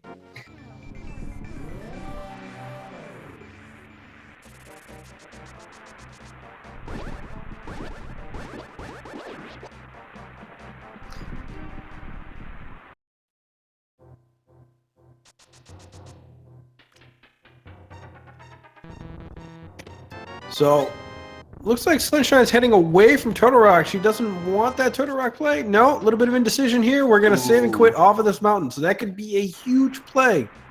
With that flute being inside Turtle Rock, if that flute does unlock the Ice Rod, then we'll have go mode. Crazy Sunshine will eventually have to make her way back up there. As Bent goes in to check Checkerboard Cave. Just a big 20 hanging out in the back. We're gonna take a look at what Meyer wants to let you in. It's ether, so we do have the requirement to get inside. Now, if you're bentglasstube, you're certainly going to do Meyer. It's a crystal dungeon. It's required. You have the ability to full clear it. No time like the present. The only thing you kind of wish you had is silver arrows for that vitreous fight. But other than that, you're good to go with that tempered sword, and even just the bow and regular arrows can be a huge help there. Where do you go after this? Do you continue to search for that ice rod in flute locked locations? Do you continue into Desert Palace, or do you go somewhere else? There's still things to unlock. For instance, we're going to see right now on Crazy Sunshine stream what the bat has in store. Just 300 rupees. And you know what? Let's add 2 more items to that list of things unlocked by the flute, because this is the other 5-6 crystal to pair with our Thieves Town crystal. So that's we're up to 11, 12 spots, I believe. So the first thing you do is you pull the super bomb. So you like super bomb before desert? No, I like desert. I thought you meant after desert. I like desert before everything. Obviously, you have the boots. You have a light source. You get your 2 items and leave. Actually, I would finish it. Get the green pendant. So you think finish it before even doing? You think finish it and check your house before doing Big Bomb? Because there's, that Lambo fight is a lot of time for possibly just 1 item. Maybe not check Sarashala right away, but hey, you don't know that this isn't a pedestal seed either. And Desert Palace isn't exactly a long, winding dungeon. You can finish it in 3 minutes.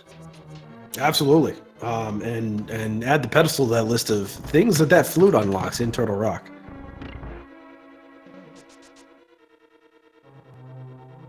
You still need the flippers to be able to get to the pedestal first. So if you see the flippers next, that's when we start getting things start getting very interesting for pedestal.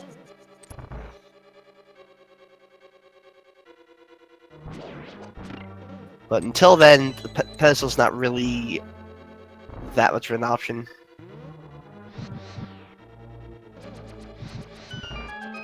So Sunshine gonna dip into not Turtle Rock. What is this place? Skullwoods. We've already seen this play from bentglasstube, so we know, unfortunately, it's going to come up empty.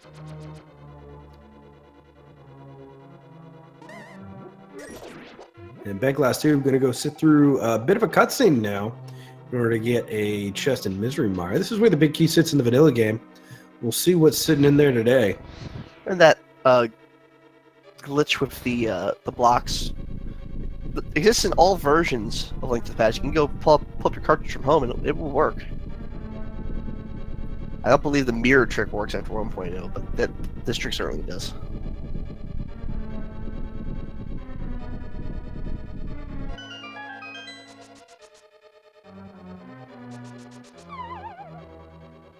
So we make it through the cutscene. It's not even that exciting of a cutscene. It's just kind of like all of the animations happening in the next room over. But we make it through, and I miss what was in the chest. Man, I blinked. Nothing significant. It was nothing significant. Throw it in the trash. Flush it down the toilet. We're moving on. Just a bug net. Nobody needs a bug net.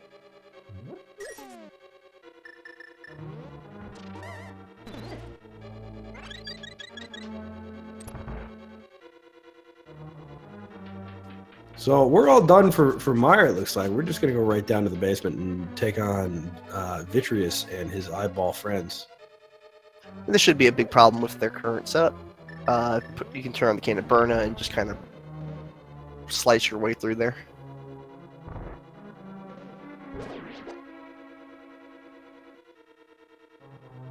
And Burna does do damage. It does do a little bit of damage, level 1 sword damage.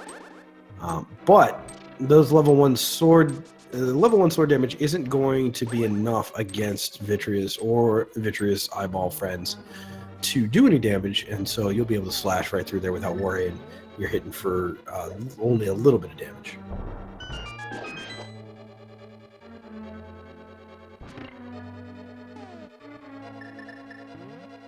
And Picky calling me out in chat for not liking bottled fairies. You're right, I don't like bottled fairies. Throw them in the trash.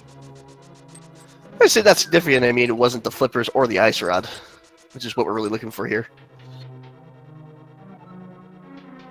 I would even call the silver arrows at this point not that significant.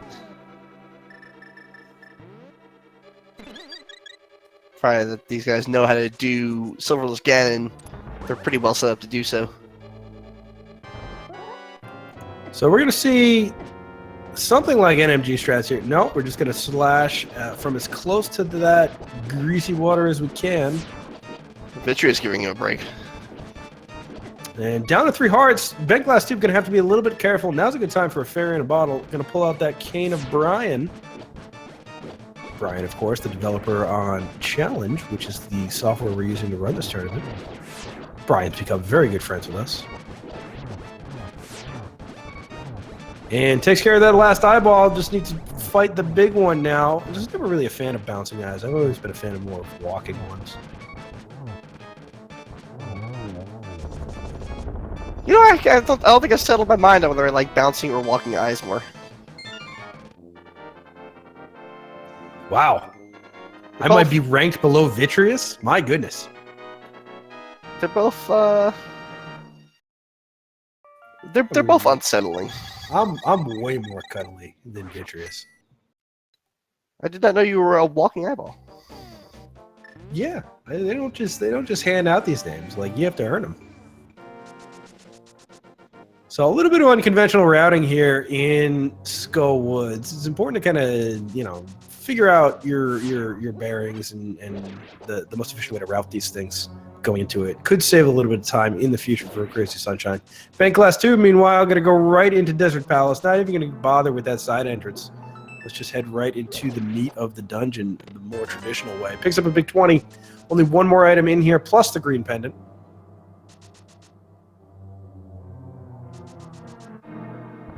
Now, one thing bentglasstube doesn't want to see is the book at this point, because if he sees, well, he does want to see it in inside Desert, but he doesn't want to see it in a non-locked by the flute location, because that would mean that Turtle Rock double dip might not have been required. Well, they still had to do Meyer.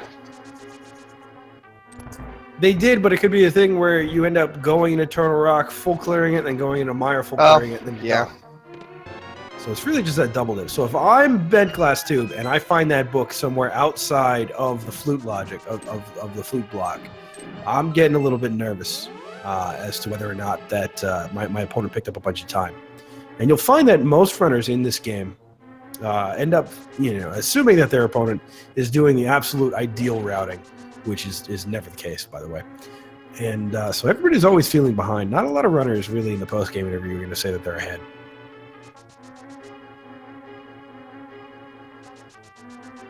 I think he got both items out of Desert Palace, so he's going to go do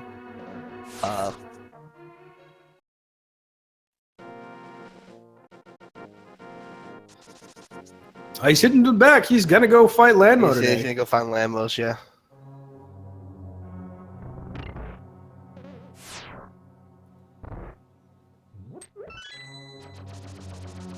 And we saw Crazy Sunshine pull up that Bombos medallion against the 4 Gibdos in that room, kill them all at once. Much more efficient on magic. Even with that half magic, it's going to be much more efficient. And that magic is something that is going to be significant in this Mothula fight.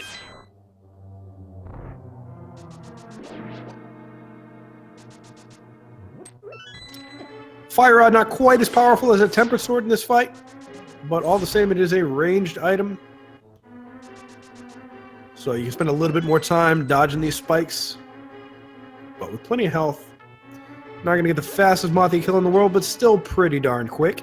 And add a pendant to Crazy Sunshine's collections. And the silver arrows! Ooh. So there's an item that could pick up a little bit of time on bentglasstube. It's nice. That saved probably about 2 or so minutes on Ganon. Provided bentglasstube is perfect on his spins.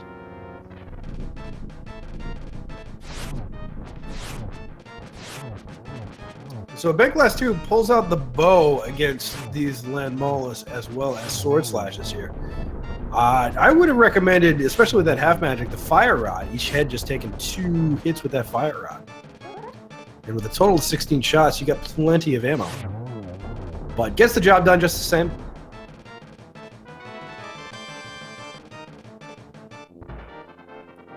And holds that green pendant up high.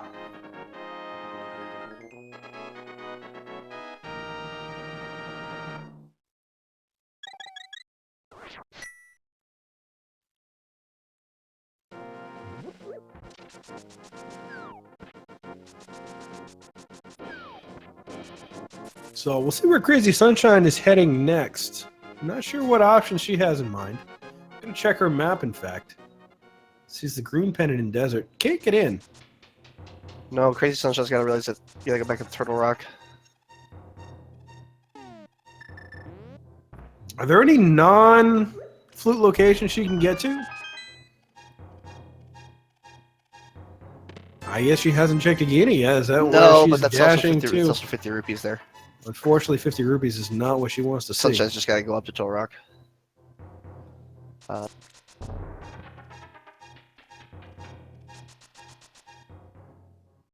Spike Cave. That's another place inside the logic that was blocked by that flute. Man, we just keep coming up with those. Why was Spike Cave blocked by the flute? Wasn't Berna in Meyer? Oh, yes, that's correct. So that flute sitting in Turtle Rock is the key to this seed. It certainly appears. We'll just need Crazy Sunshine to figure that out before continuing on here. bentglasstube going to make the Ice Palace play. He should remember that Ice Rod could absolutely still be in logic here in Ice Palace, so he should not be skipping items. And we get a question in chat. Can you fake flipper to Ice Palace? Yes, that is perfectly allowed by tournament rules. It is not required by the logic. It is not required to do, but our runners do have that option. So in that sense, if fake flippering is an option for our runners, then those flippers might not be required. When they say for this seed at all. No major glitches, what they mean is basically you can't do the exploration glitch or go out of bounds.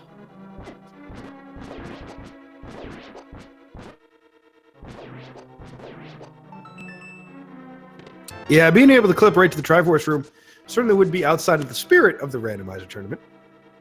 There are glitch modes. I believe they've blocked off that particular glitch. Just in the code.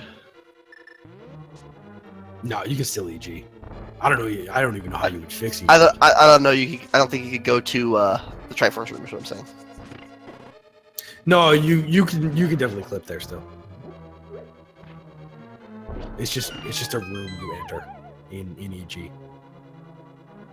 But Ganon won't let you fight him without meeting certain requirements. Right, and I think the actual logic of being the game here is not get the Triforce room, is begin.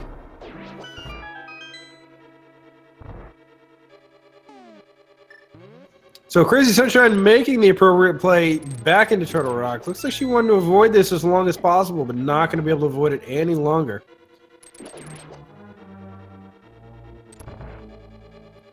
And bentglasstube, because he's doing a full clear and has that King of Samaria, not even going to bother doing that bomb jump. Bomb jump, another thing under the category of minor glitches that you'll see a lot of runners do, but it's not going to save too much time if you're full clearing Ice Palace anyway. I think that bomb jump is probably, no matter what mode you run this in, is one of the most important glitches you learn. It's probably the first glitch you should learn. That is the Ice Palace bomb jump.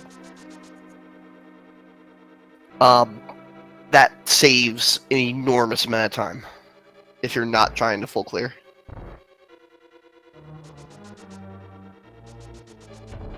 And we are all about saving enormous amounts of time here in Link to the Past Randomizer. They call it slow running.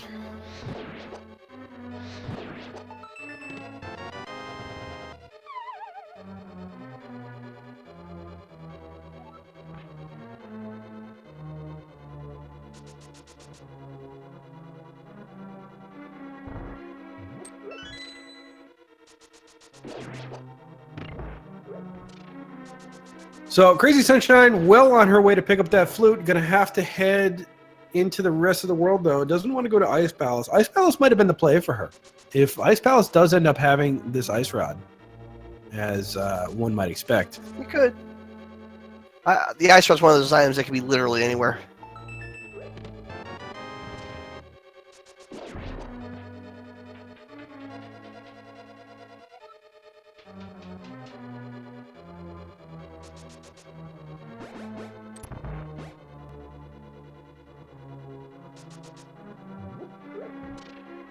So far, the flute hasn't actually turned out to be important to get first.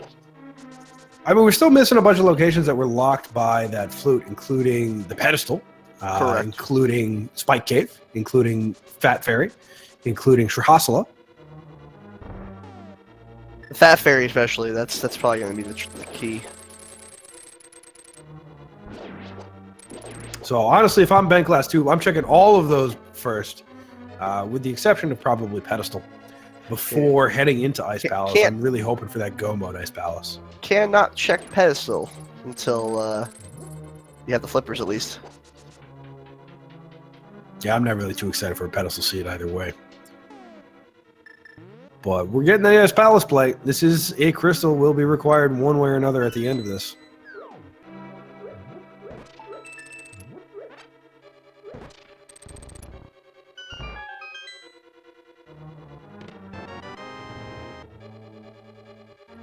And Crazy Sunshine fighting with those chain chomps. This chain chomp room, one of the more RNG heavy and one of the more difficult ones, goes down to just half a heart. Takes a swing of that potion.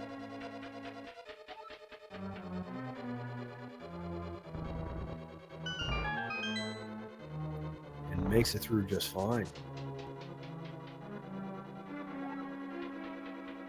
So I believe that's 2 items found here in Ice Palace, so just 1 item to go.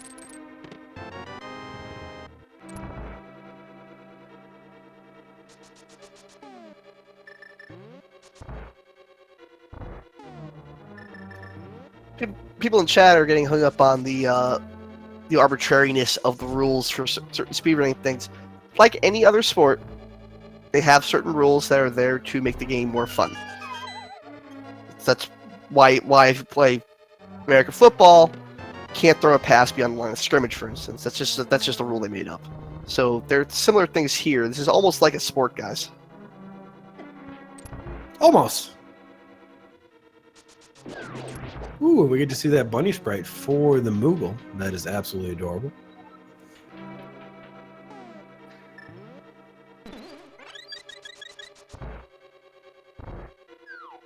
I put it's like semi-deep cut football reference, but I liked it. I appreciated that. That was good. So Crazy Sunshine picks up her flute. Looks like she's going to press on with the rest of Ganon's Tower. Not going to find too much here, but definitely could be the right decision. She's going to have to do a lot of this anyway. You mean Turtle Rock, right? What did I say? I meant Turtle Rock. Ganon's Whatever I said, Tower. I meant Turtle Rock. Ganon's Tower. We're not there yet. Slow down, Walking Eye. What are you thinking? So Bent going to face Cold Stare. I believe Cold Stare has that last item. I believe so too. Well, talk about being slow on the uptake here. I just clicked in my head that you were talking about eyes being able to walk being cool because your name is Walking Eye. Yeah. It's cool. I forgive you. It's late here in Lisbon, Portugal. We still have like 15 more songs to go. All right, so nothing doing in Ice Palace, so that full clear. Now, if I'm bentglasstube, I'm starting to worry. Where is that ice rod? Did my opponent full clear Ice Palace as well, or is my opponent going to be able to go mode it? Question in chat, what does S&Q stand for? It stands for save and quit.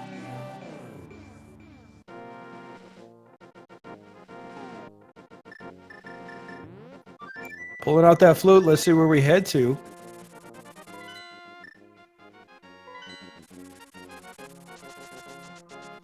Oh. Hobo. Gonna get pixel perfect here on the edge of our screen to fake flipper. Gonna go up and see the hobo. He lives under the bridge. It takes a little bit of learning, but it's not particularly difficult. No, we're not going to the hobo. waterfall. He hasn't checked this area yet. And neither of our runners have, in fact, checked the waterfall cave. Got to be careful to avoid the Zora spitting fireballs. Yeah, so in regular old 1.0 Zelda, if you get hit by while you're fake flipping, if you hit by something while you're fake flipping, you soft lock the game, which ends your run right quick. Because we don't like soft locks and ending runs right quick here, it'll just kill you. No fairy resurrection possible. So the waterfall of wishing there was an ice rod in it. No go, though.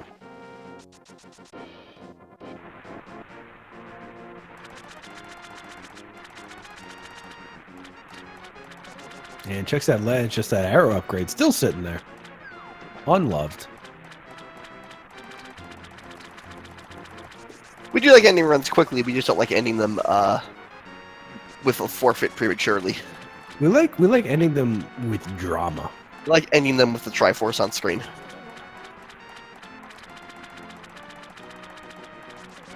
Nothing to do in here at Zora, as we know.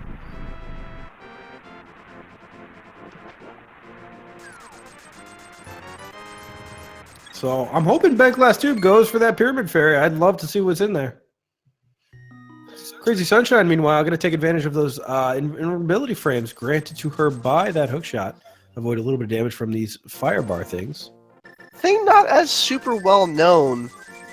In those waterfalls, you can walk up to the fairies with empty bottles, and it'll automatically throw the bottle in, and you'll get something out of it.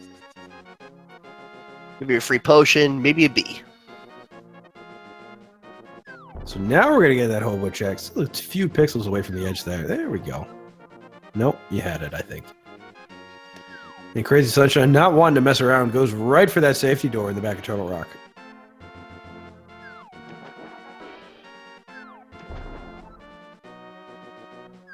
There we go. bentglasstube getting a fake flipper his way up to the camper under the bridge. We don't know his status. And Crazy Sunshine actually going to The ice rod is on the island. We found the ice rod, so flippers are going to be required here. Information is king once again. Man. Okay, and he knows the flippers can't be on that camper, so he's not going to go check him out. That will eliminate the pedestal. So we still have the possibility of that big bomb of Shrahasala.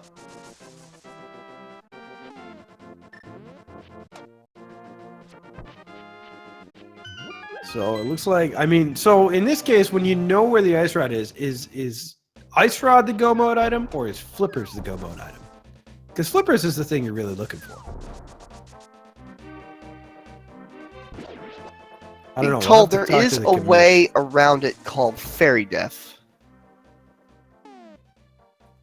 Oh yeah, you can do that. So that is if you die on the same frame, you would jump in the water. And this is in the dark world. You would have to go basically south of the screen that bentglasstube is on now, and then east one, right? You know, like in the dark world, but outside Mini Molarm Cave. Yes, but in the dark world. If you were to like throw a bomb off the edge and then jump into the water at the same time as the bomb explodes, and basically take the death as on the same frame as you enter the water, which is a lot less difficult to do than what you might expect. You'll actually be swimming at that point, because the game will resurrect you with the fairy. It'll see you're on the water, and it'll say, well, if you're on the water and you died, you must be swimming. You must have the flippers. And at that point, it will allow you to swim in that fake flipper state. This is the only situation I can think of where that would be what you want to do. But can you imagine how advantageous that would be at this point? It would absolutely be, but man, I've probably commentated about 14 of these and run about 60 of these, and it's the first time I can think of that being a thing. All right, nothing going on at the Fat Fairy. So what is left? What is left? What is left? Shirasala. Let's do it. Sarashalasala. Let's go see the big man in the east. Man with the big hat. No, we're going to Spike Cave first. Another good choice. Yeah, I think we've done everything else. I can't really think of any more item locations that we have not checked. Hey, Crazy Sunshine going to turn on her flute. Crazy Sunshine still lagging a bit behind here. Going to go over to Meyer, hope to pick up some ground. She will have the opportunity to, if she avoids Ice Palace for as long as possible. Question in chat about Lumberjack. Yes, Lumberjack is full of garbage. It was just an upgrade of some type. Again, if you're still asking about no major glitches, the only thing we could call major glitches here are the exploration glitch and out of bounds.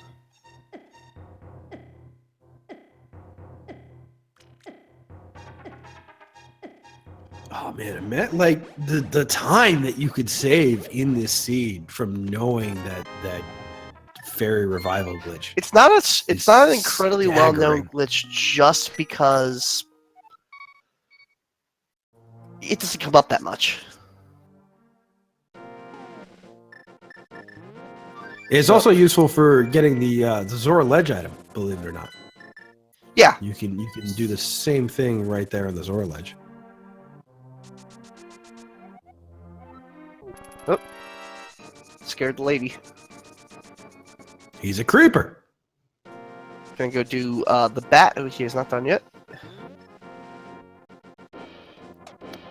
So Crazy Sunshine has checked the bat, so we know that this is going to be a whole lot of nothing. Somebody else brought up a major glitch. YBA is also considered a major glitch. But I think that leads into EG, doesn't it? Not necessarily. It just...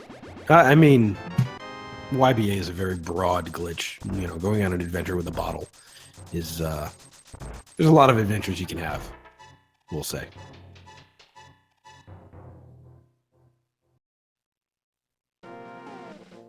So Sunshine going to take that dip into Desert Palace. And we have a Shrihasala check coming finally on bentglasstube side. Keep going east. That's it. That's all we need. We got those flips right on the old man. Now, bentglasstube also hasn't checked Desert yet, so Desert would have been the other option. I like this play a lot better, even though... Skull is kind of a better play here as far as item density goes. I mean, Crazy Sunshine maybe he's already picked it up. Flippers, oh yeah. There's the flippers. Shrihasala giving out swimming lessons. We have. Is it go mode? It's go mode the second he touches the ice rod, but yeah. Oh, it's not go mode yet. Oh. All right, get ready for go mode because we're getting there quick. I don't think he wanted to flute here. No, you want to go to 4. We're going to 4. Or 7. Nope, 7 we're going to 7. That's fine. It's... I don't know if anyone's ever actually done the math on whether 4 is faster than 7.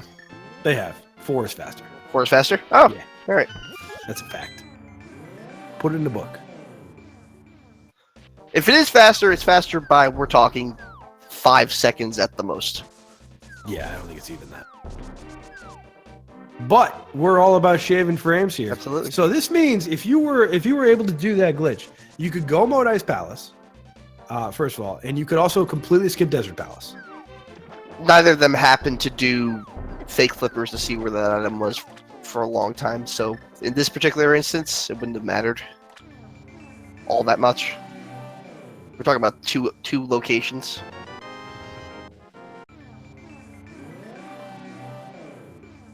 That's brutal. So we get our ice rod. We were in go mode at 144.20-ish. And just need Turtle Rock now on the left side of your internet to finish that collection of crystals.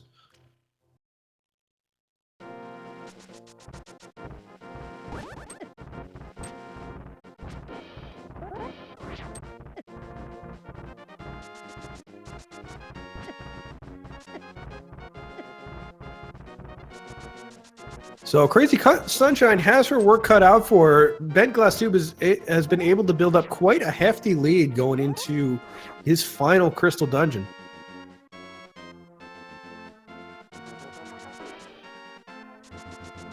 Taking a little bit of an unconventional route here to get to Turtle Rock. Going to go up the left side of the mountain instead of the right. Again, we've done the math. It's in the book. It is a little bit faster to go to the right. But honestly, it's tough to keep track of all this stuff because when you're newer to the game, when you have all this added pressure of being in front of a large audience, when you have this 1v1, you're being broadcast and judged the whole time by, 400,000 people or however many we have watching tonight. Yeah. And, you're also trying to execute, you're also trying to route, and you're also trying to not go to the bathroom because you have to stay there for 2 hours and you have to stay hydrated, but you can't go pee. And that's tough. That's honestly tough to do. But both of our runners here able to do that today and still pull off quite an impressive display for us here on Speed Gaming. So we're going to remind you as bentglasstube heads back into Turtle Rock for a required double dip to give these runners a follow.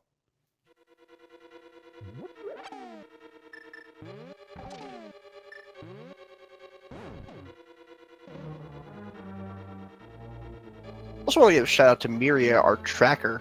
That's you notice how these items have been filling up below each screen. That's not just automatic. That is somebody watching intently and filling in those items for us. Without a tracker, we would truly be lost. It's hard to watch two games at once. Crazy Sunshine heading into the fish room, not very often seen in speedruns of this video game. Does have a small key in it, in case you're short on Meyer keys.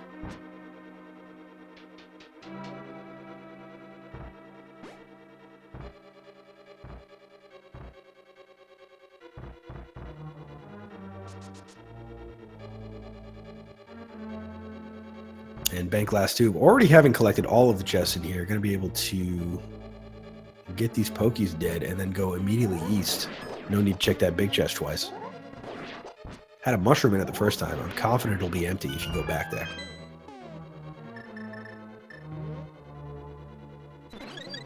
And shows off a little bit of knowledge about Turtle Rock. There's a bunny beam right in that pot that he threw that powder on. I did not know that. Get a little bit of a refill right there. All right. Cool. And it's important to pay attention to what's under all of these pots because you never know when you're going to need the refill on, bombs, arrows, hearts, magic. What else can be under pots? I don't know. I'm sure something good. Money, not so much money. There can be money. But even money to a certain extent. It's important to kind of know, be aware of your surroundings, be aware of things you might not see every single randomizer run. Whether that be what's under these pots, or whether that be how do I do this glitch to kill myself in the water when I don't have flippers to fake flipper to Lake Hylia Island item. Like, these are all things that are going to save you a lot of time, and they're not going to be always immediately useful, but they will come up.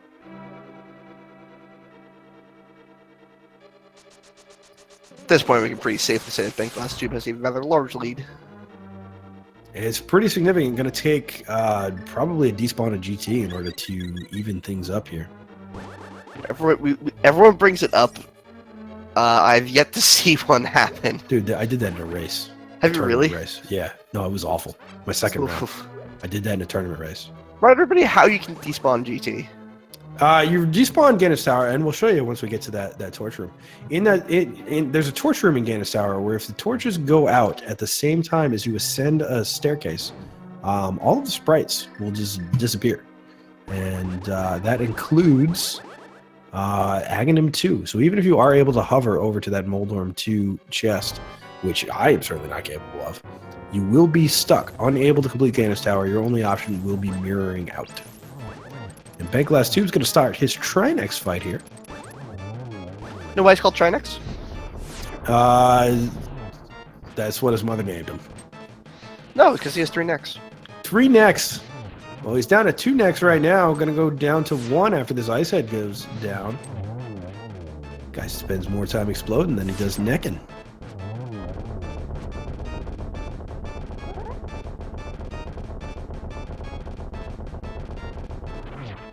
Gets a nice spin off of Trinex. One more slash should do it here, and gets the job done.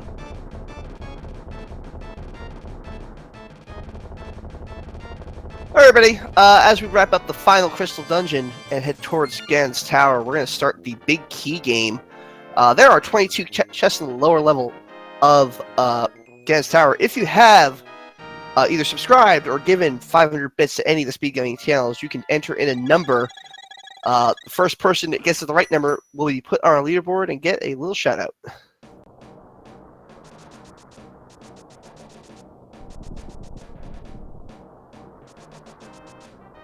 So what are you picking? What number do you like to see the big key in? I usually say 1, but tonight I'm feeling different, saying 3. 3? I'm going to go with 21. And I'll tell you why I'm going to go with 21. I'm not being mean to the runners. I want to see all of Ganon's Tower. I want to see the left versus right versus, you know, whatever weird routing decision. I want to see that matter. And I don't want to see the tile room because that's dumb and boring. So 21, I want to see as much of Ganon's Tower as possible. And I want to give whoever's in there second, which is going to be Crazy Sunshine this time, obviously, a chance to at least gain a little bit of time, depending on routing decisions. All right, all guesses are final. So we get number 1 is the torch item, just a big 20 sitting up there. Money not really too useful at this stage in the game.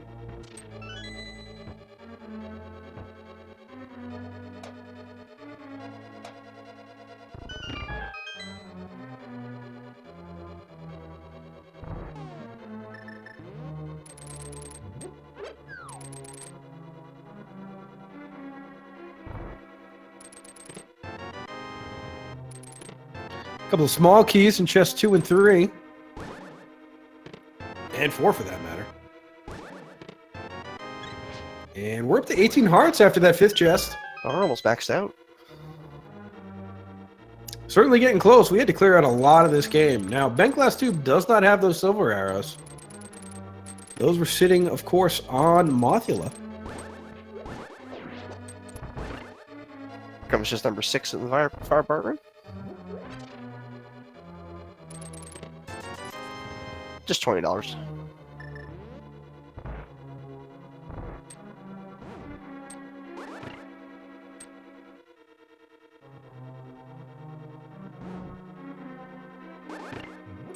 And Crazy Sunshine, full on resources just before this Vitreous fight. Also has a silver arrow, should make quick work of the bouncing eyeball.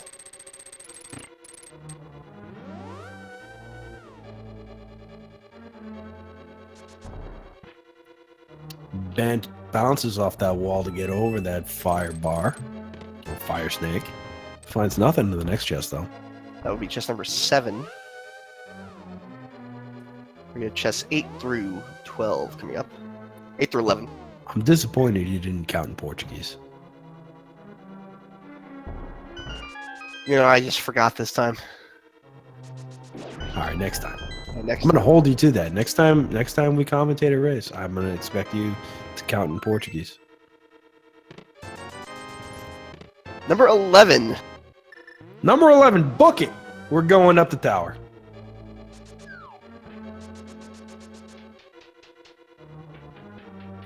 So, full resources as Crazy Sunshine pierces those eyes with those silver arrows. Congratulations to Little Miss Priesty, guessing 12 was the closest one from a sub-area supporter.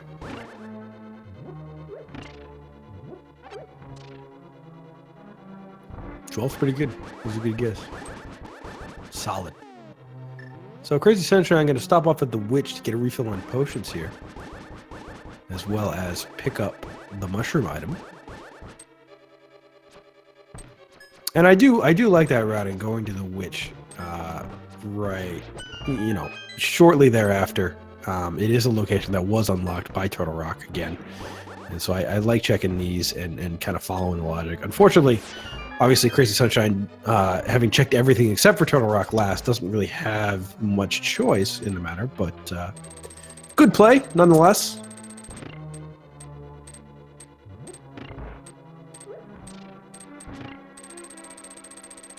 And Hurricane Ebert pointing out Portuguese is a super difficult language to learn. Shoutouts to Portuguese speakers.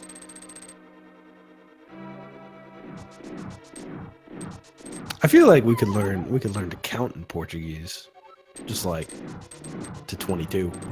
I feel like that's not, you know, an insurmountable task. I feel like I could definitely open up a Google page right now and have someone have a phonetically explained way to do that. Oh, those people at Google, they thought of everything. Dude, it's like 1 a.m. here. I'm getting a little punchy. I might start learning Portuguese. Mm-hmm. Or at least counting. While you do that, bentglasstube is climbing up the gauntlet. That's good. Keep me on track.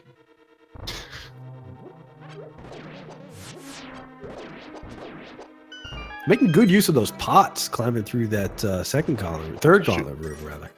Should we do this like an ASMR stream? Just talk about this the whole time. Are we talking low? Was I doing that? I was talking low, wasn't I?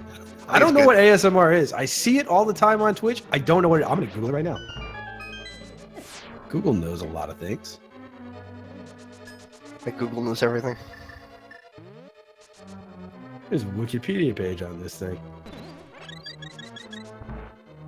While we're sorting that out, Lambo is 2 going on for bentglasstube. No silver arrows, so I have to do this the old-fashioned way. Could do it with the fire rod, but it's just as fast. Could even do it with the ice rod. 2 ice rod or fire rod shots to the dome will do it for each of these worm things. Ice rod's an unpleasant way to do anything. Yeah, but it looks cool. It does look cool. There are 14 sections in this ASMR Wikipedia article. That's a lot of sections. ASMR is a popular thing. Oh, and bentglasstube getting used to that mirror shield, reflecting back a whiz rope shot. There's 118 sources on it. Almost gets the 1 cycle. Gets a 3 for 1. That's value right there. Crazy Sunshine checking the Pyramid Fairy. Doesn't find what she needs. Gonna have to go to desert.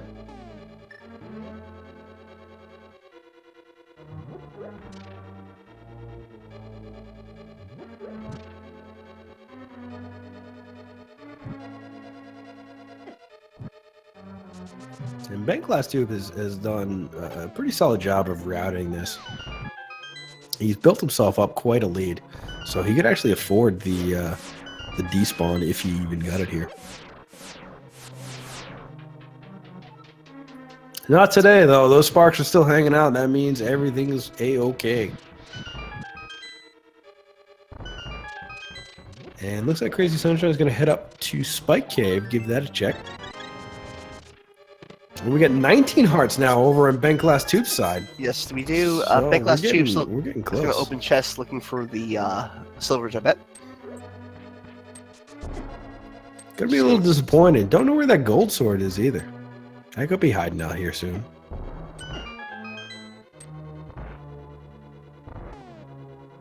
Or red mail for that matter. Where's red mail? It's in the chest. It's under the ground. It's in a shovel spot.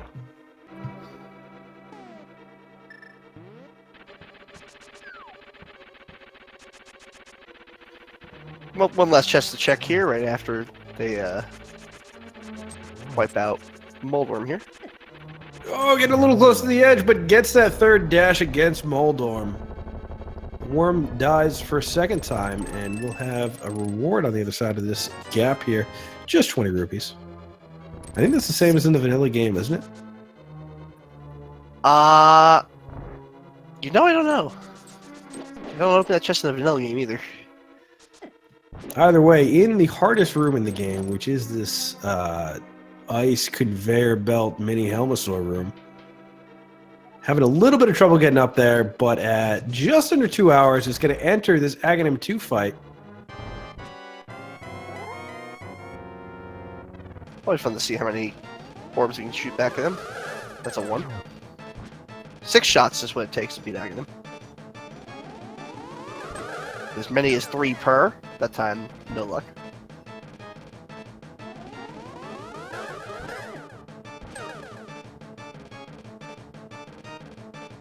And Aghanim 2 certainly can be Very challenging or very easy depending on the lineups he gives you. Looks like he's going to be kind of a pain today. Not a pleasant lineup.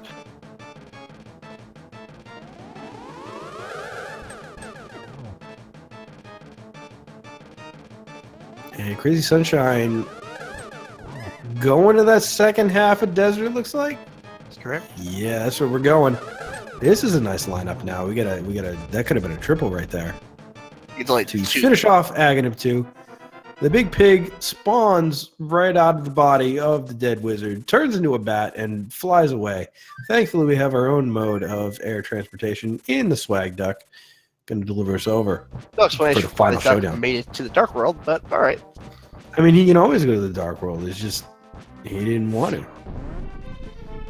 Yeah. If you have a blue potion and you transition on the right frame on Death Mountain, then he'll show up.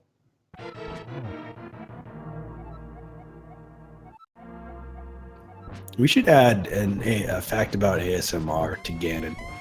I think so. That would be good. I think that's There's a lot in this article here that we could put in there. absolutely. So we're going to need 12 hits total with that Tempered Sword and gets through it easily. I'm going to pull out that Blue Cane, which will introduce a bit of lag. That Spark, of course, going to be the cause of most of that lag. But it will allow bentglasstube to take swipes at Ganon on without being worried about these fire bats getting in the way. No, it won't matter too much at this point. bentglasstube doesn't know this, but it's going to take, at this point, a crash to change the outcome of this race. Which I don't like talking about crashes in the middle of races.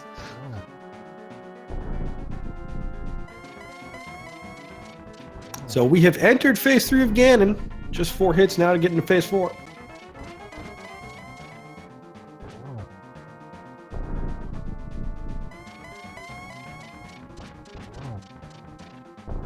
Does he have any magic refill? Well, he's going to go He's gonna miss for... Torch Oh, he's Glitch. going to miss Torch Glitch here.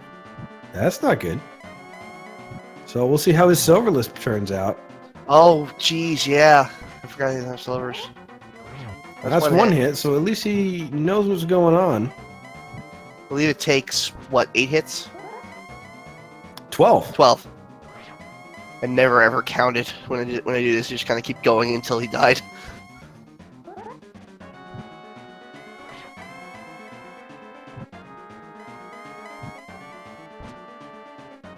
The way he's doing these torches is a little rough for That's the second hit Silverless. right there. Running a little low on hearts too with that blue mail. Again, and Hug He's got a is going to fairy. do quite a bit of damage. He does have a fairy though. That's a good point. His torches are now significantly out of sync. yeah. I think you got a little fix now. Down to 2 hearts. One more fire bat's going to do it for him, and that fairy's going to have to come out. Yep. And this is not an easy fight. This is something that really takes practice, and for a lot of these, but especially a Silverless Ganon fight, you're going to have to sit down and you're going to have to learn. How to There do the is fight. out there a trainer ROM that literally will just give you a menu and let you put in whatever items you want and give you presets to certain locations, including Ganon. And that resource and more can be found on the Randomizer Discord. And we're going to spend one of those blue potions to get back up to full magic here. Oh, bad idea.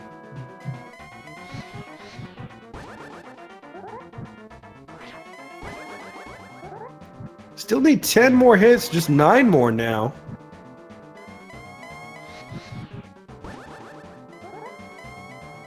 As Crazy Sunshine does have her flippers, just entering Ice Palace. Still missing that Ice Rod, though.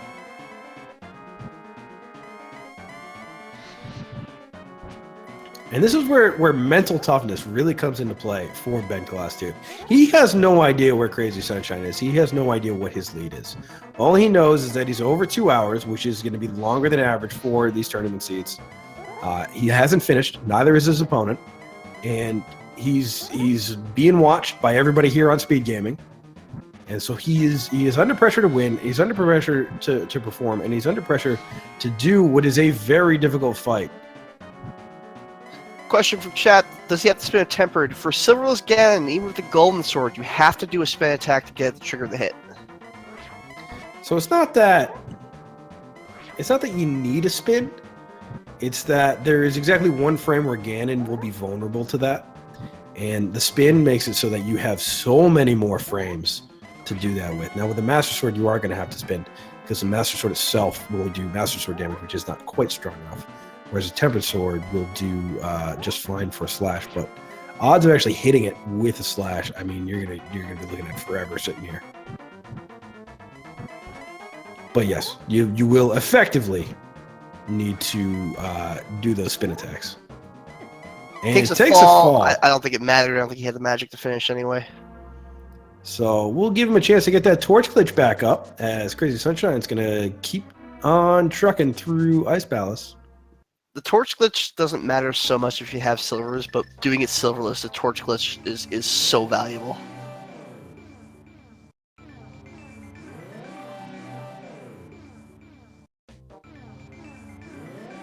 That silverless is about rhythm. You really just gotta sit there and practice it for like an hour straight.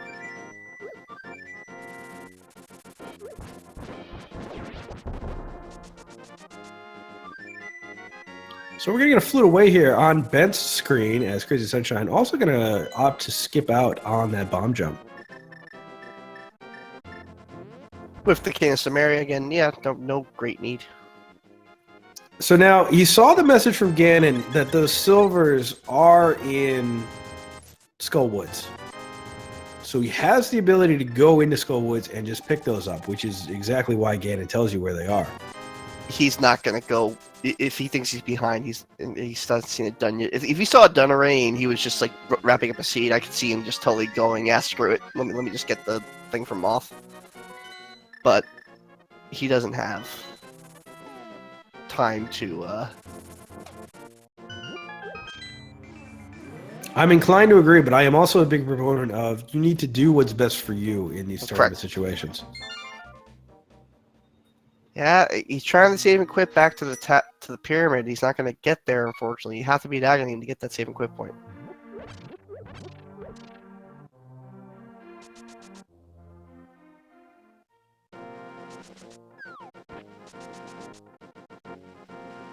So back to the Dark World we go. Not interested in going and digging up those silver arrows.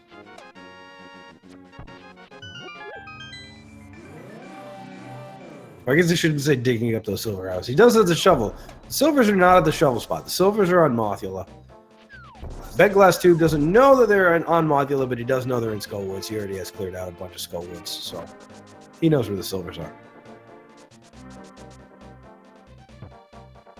I think he knows what to do for Silverless Ganon. I think it's just execution. I think he's nervous. I think once he starts getting in the rhythm and he doesn't have to fight with the torches so much, he'll be fine. And it's fine to be nervous. There's nothing wrong with being nervous. No, absolutely. It's good to embrace that even and recognize that, you know what, I'm being a little nervous. I'm getting ahead of myself. My opponent hasn't finished yet. I still have a chance. The best thing for me to do is to just go get the silvers. Like, there's nothing wrong with that. Or just sit down, calm yourself down, and say, like, all right, I'm going to spend a minute. I'm going to go get some potions. I'm going to save and quit just in case a crash happens or something. And I'm going to go back in, and I'm going to get that torch glitch, and everything's going to be fine.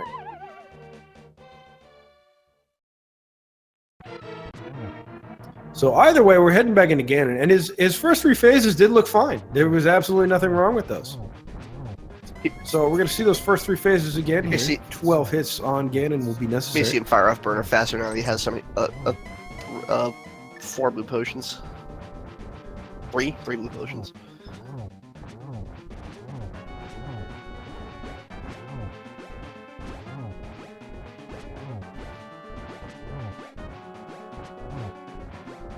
And we're halfway there on those sword slashes. We're in chat. Silverless is not that hard. It's something you just got to sit down and kind of practice. If I can do it, it's totally doable. Because I'm not the best runner in the world.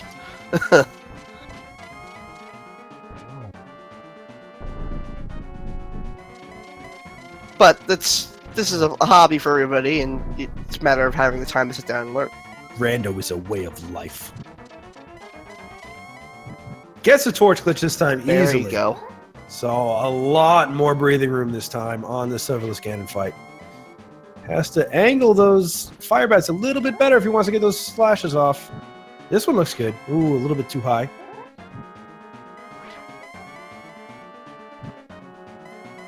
One thing you don't want to do no matter what is do Master Sword Silverless, because that really just is no fun.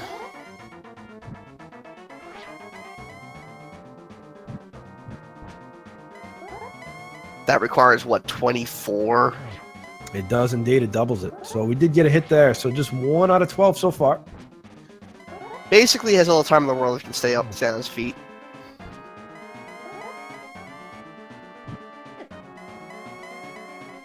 You know, the trick is you want to bait the fire bat. You really want to bait the fire bat almost to shoot straight down. Like that. That's a good bait. There we go. We got 2 that cycle. That's fantastic. So that's going to give him a boost of confidence there.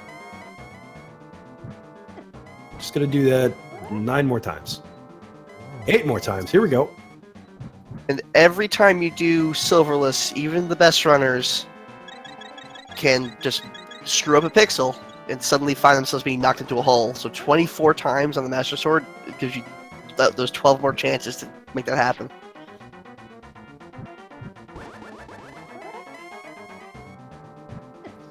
If you have Master Sword and you don't get Torch Glitch, you probably should just fall and start again.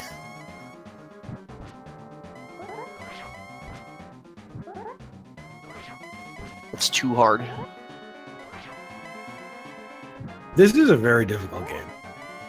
And these runners should be commended for standing in front of everybody and doing this. And these runners, like you see bentglasstube, like this is not, ooh, he takes a fall there, unfortunately.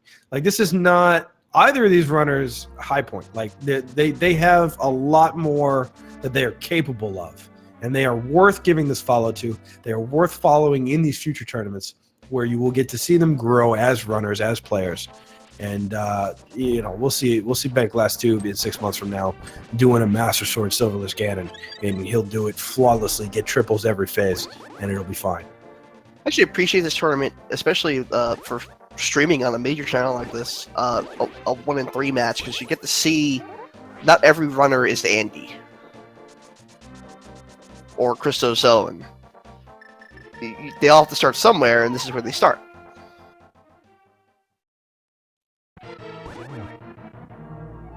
It's where we start, I should say. I'm a 1 in 4 runner myself, and you'll see in the future you'll just get a little bit better, a little bit faster on the riding, a little bit better on the execution. I like to write down at the end of every single one of my runs. I like to write down all the things I screwed up, all of the times I messed up, all the times I didn't execute nearly as well as I needed to. And then I'll go back and I'll actually practice the next day, whatever I wrote down. And just, you know, it's nothing big. It's just a little bit. But it gives me a lot more confidence going into my my next race. And it certainly is something that's helped me make significant improvements here. But, you know, whatever works for you. If you are interested in running, don't be intimidated. Don't be scared. There's a whole community out there ready to help you learn this game. And it is quite a lot of fun to be part of this community and go through Hyrule in this randomized shuffled way. Sets up for the torch glitch, gets it easily. I think that was even on the first lamp activation too. Yep. And gets the first hit off as well. So definitely getting stronger here as we advance is bentglasstube. I can't do that after a run, because after a run where I lose, all I want to do is crawl into my bed and die. Well, I mean, it's just let's not do that. But I watch the VOD the next day when I'm in a calmer state. I mean, I fell in the weekly race today. I fell 6 times to Moldorm 1. 6 times. Throw it in the trash. Flush it down the toilet. I'm going to be practicing Fighter Sword Moldorm. That's an exaggeration. They'll do an interview, and I'm usually okay with that. I just don't like to go over why I lost immediately after I lost. No, and I don't blame you. It's tough to do, and well, we're going to stick with it here. bentglasstube needs several more hits on Ganon. Takes another fall, though. Still a very big lead. But Crazy Sunshine is going to enter go mode here at just over the 215 mark. So just needs that Turtle Rock now and does have those silver arrows. I was talking about having a jet seed today in their weekly. I did a race a little between, or actually this one's my tournament race. Agar required, pedestal required, double dip turtle rock required. Now that's a seed and a half right there. 2 hours and 20 minutes. My goodness. Now, as far as people wondering what we're talking about, weekly race, the community holds a weekly randomizer race. Similar to the format that we see here in the tournament, where you're in standard mode, you're required to do the escape sequence at the beginning. Come on down and join us. Follow these runners. A lot of these runners use that for practice. So you can see a little bit more of a personal side because they're not, they have their microphones muted right now so that we can kindly rebroadcast their audio so you can hear the game. That's always exciting to hear the game that you're watching. So yeah, we have a big weekly race every Saturday. Come on down and watch that. Watch the runners. Give these guys a follow, so you can watch them as they get some practice in and share a bit of their thought process during the race instead.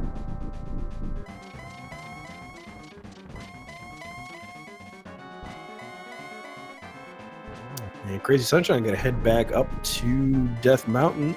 Going to head back up the mountain in order to get into the turtle again.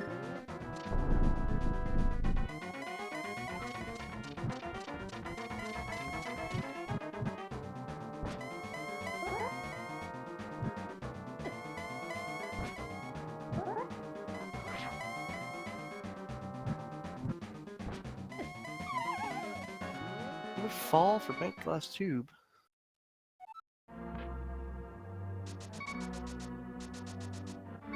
And he's sticking with it, and there's a lot to be said there. There's a lot of inner strength that this requires, and he's going to save and quit. And we might see that Skull Woods play. Maybe go do something different for a little while.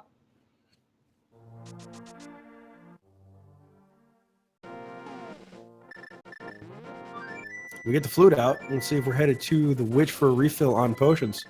If we're headed to, and we are. We're headed to 3, so we are going to go into Skull Woods. I love this play. I think this takes a lot of courage, quite frankly, to do this. At this point, it's a matter of knowing your limits, and it's just hasn't gotten particularly close. And even if he's comfortable with it, even if he's done it in the past and has done it cleanly before, it's not happening tonight, and that's fine. There's nothing wrong with that. So he's heading back up to get those silver arrows. Silver arrows are on Mothiel himself, so we're going to fight a different boss. And even if he is familiar with the fight and capable of doing a silverless Ganon, this is going to give him a good break. This kind of makes this a race. It certainly is closer than when we started a little while ago, but I mean, we're looking at a Trinex fight versus a Mothiel fight, and then a Ganon fight versus a full Ganon's Tower clear. That's very true. Plus a Ganon fight. Imagine once bentglasstube gets the silvers, that's going to be at most 2 times.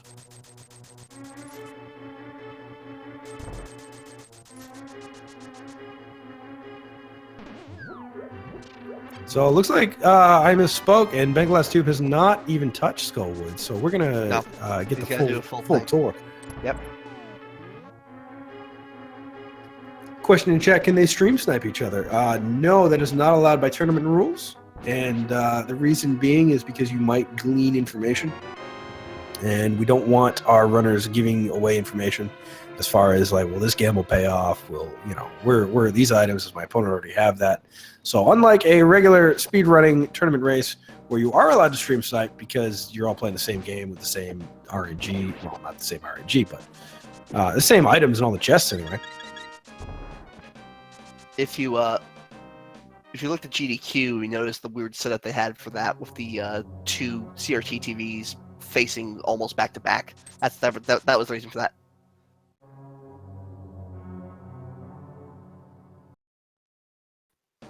It's also the reason I suspect why they don't do too many randomizers, because that seems like a chore.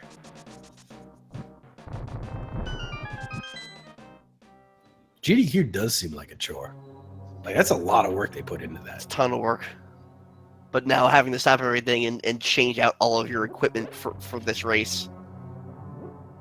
It was worth it, though. That was a good race. Oh yeah, it's a great race.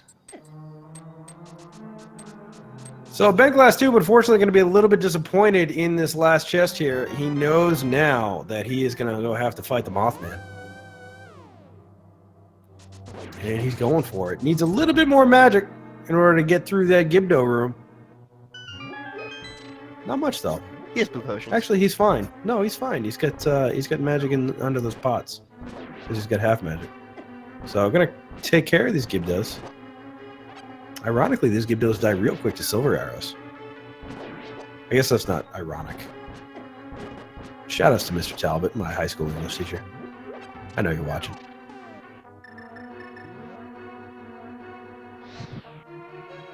We'll say hello to Mr. Talbot. Wouldn't it be crazy if he was watching? Hey, Mr. Talbot, if you're in chat, just go ahead and give a shout out.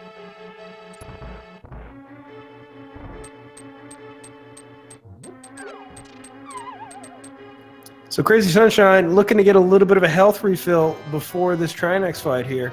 Just going to go ahead and use the blue potion, it looks like. Certainly a little bit safer.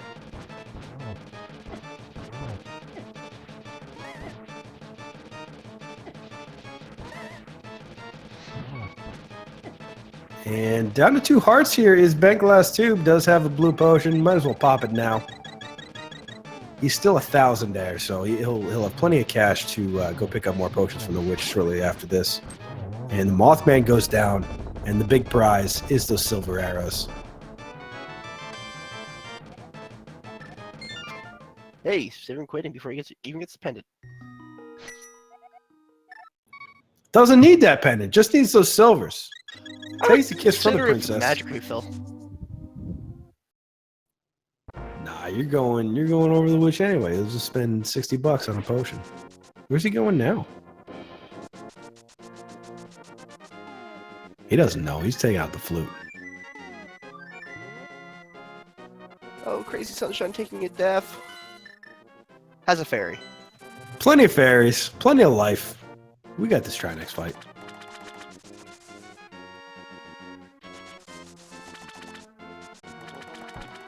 I think there's one more hit on that firehead. Plenty of magic to get the job done. There's the freeze. And there's the explosion. My head explode. Shout outs to the brothers, chaps. Yep. Shout out to Homestar Runner. I don't know if anyone's heard of it. You were supposed to give it away. We were trying to keep that reference subtle. I guess it's a little less obscure than my high school English teacher. Nah. Thank you, chat, for not pretending to be my high school English teacher, by the way, and just scare the crap out of me. I appreciate that. Yeah, you're lucky I'm not in chat because I would have absolutely done that. So Trinex giving Crazy Sunshine the runaround. She's playing pretty good though here, dodging this, and pulls down the kill on that final bit of neck there. Do you know why it's called Trinex? We went over this already. Yeah. So. Oh, it's because he's got 3 necks. No, well, he's got none that's anymore from on the either side. Trinex. Oh my god. Do I have privileges in Discord? Can I kick you from Discord? Bad news, I don't have privileges in Discord. We're gonna have to finish this race out. Not the first one that you tried after that joke.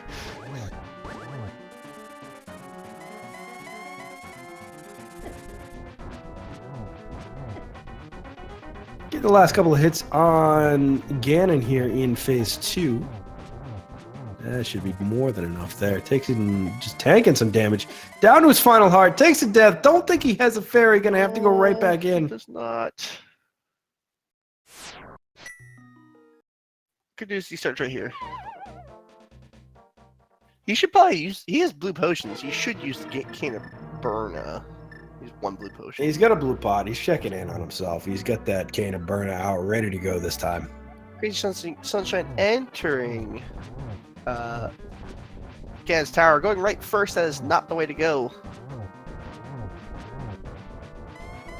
But good news is that there's no key in those first two chests. So Crazy Sunshine's going to turn right around and go left, which is where the big key is. We're looking for that top left rando room chest for that big key.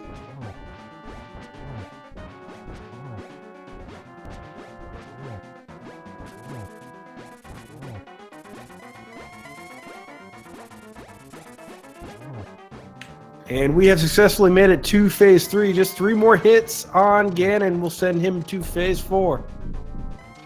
Come on, bentglasstube. Ah, he's got this. This is easy. This is no problem. He's got this.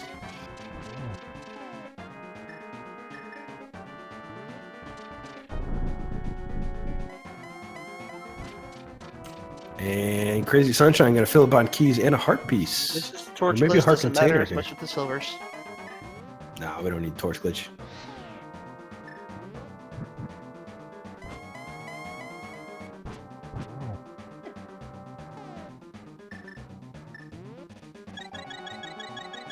We'll take that refill now.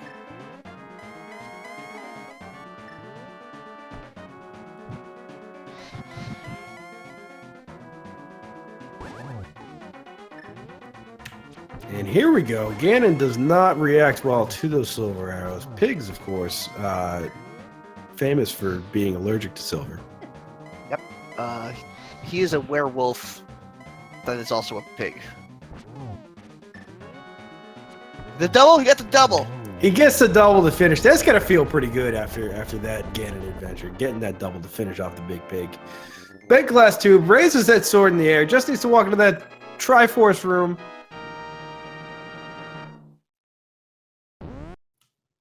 And manages to take the victory here in Lisbon, Portugal. Yes, the official Lisbon, Portugal time is 2:26:51. Next up, we'll have the singers from the Ukraine perform their song here. Oh, is Eurovision going on right now? Is that what that is? Is that not the joke you were making the whole time? No, it was. Oh. But, like, it was just, yeah.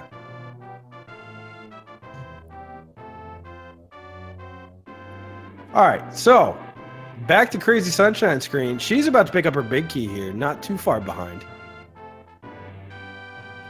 We're going to send bentglasstube a message. I already have. Oh, you already have. It's taken care of. We're going to see if he wants to get in here for a post-game interview. Maybe he wants to take a nap. I want to take a nap. I'm going to have 2 naps. It's 1:30 a.m.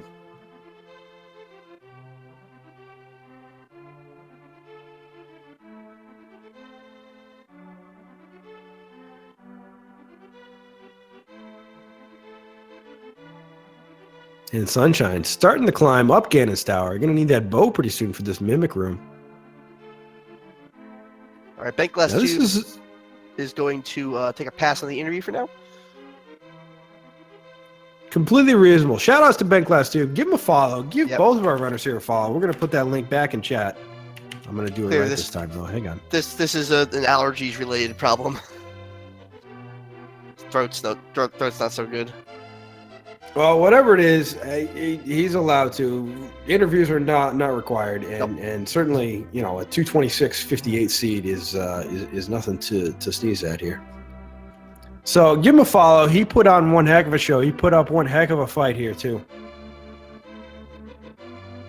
And Crazy Sunshine has done very much of the same.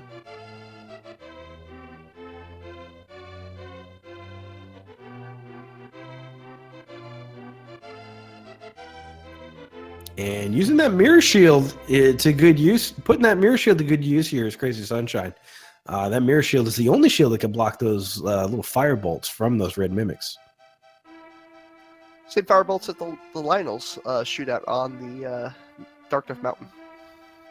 Can you mirror shield those too? Yep. Nice. The same beam. Down to the damage, I believe.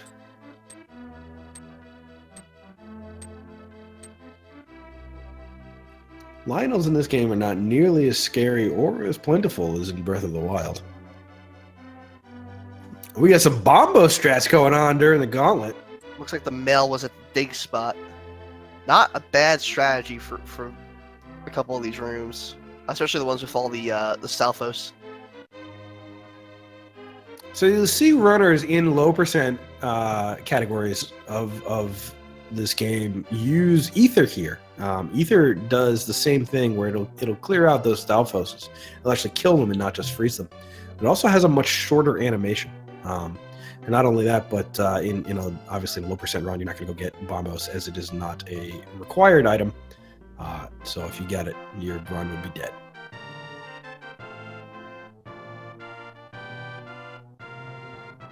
By the way, there was just a end credit scene naming Gary. Yeah, see, that's why there's no the guy in the desert is not Gary. Is he in the desert or is he next to the desert? So that was the guy in the desert. They called him Gary. No, it's not. Oh.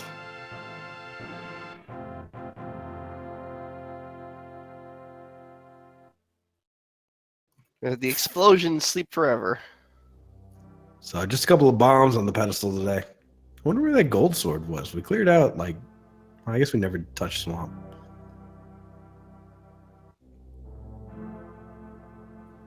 Secret about this version of Hyrule. Everyone's named Gary. That'd be terribly confusing. It just depends on the way you say Gary. Like you say Gary, it's one guy. More But of you say I Gary. That's right.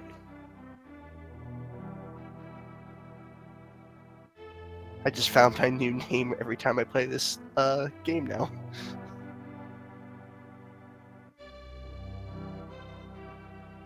One land mode 2 left. Guess the sword spin. That'll be the last Landmo explosion we'll see for the evening.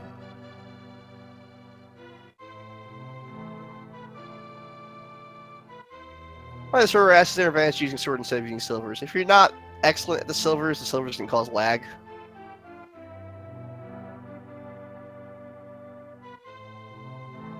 In Crazy Sunshine, not interested in getting fancy, just interested in defeating these Wizrobes. Also has the added bonus of highlighting what the floor is. Gonna light it up again, double check where those tiles are, what the valid path to walk on is.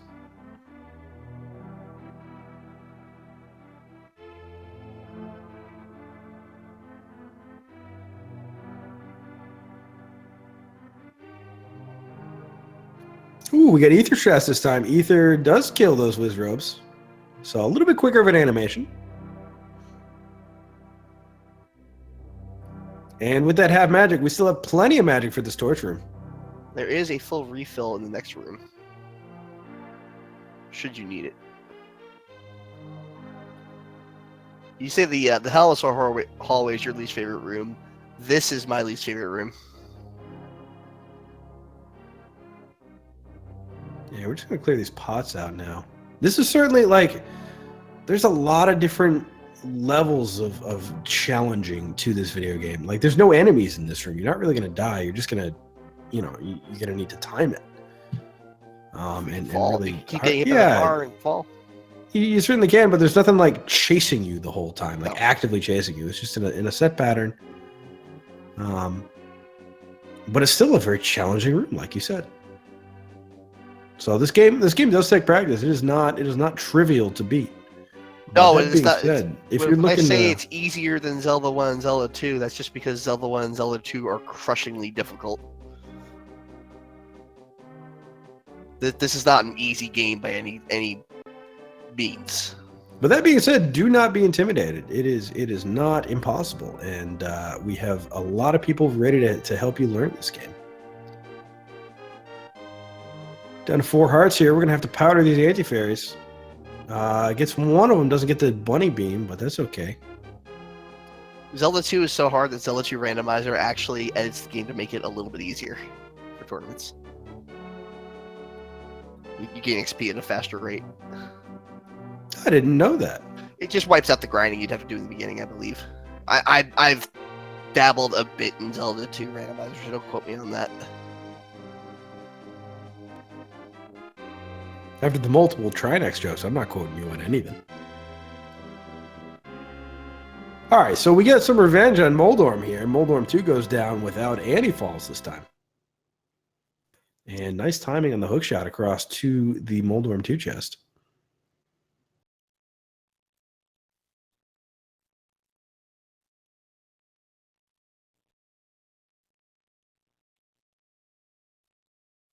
Lines up that dash pretty good.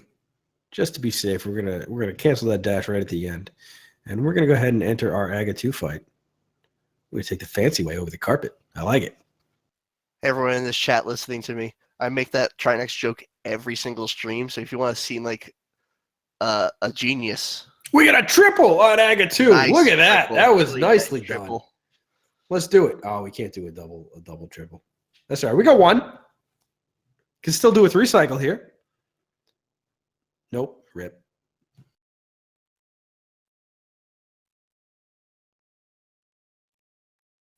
But yeah, I do that joke every time. So you want to seem like a psychic, you can guess the answer to it.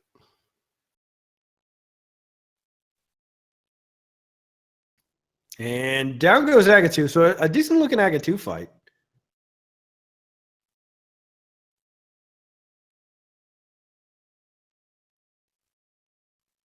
And we're going to go ahead and fight Ganon one last time for the evening.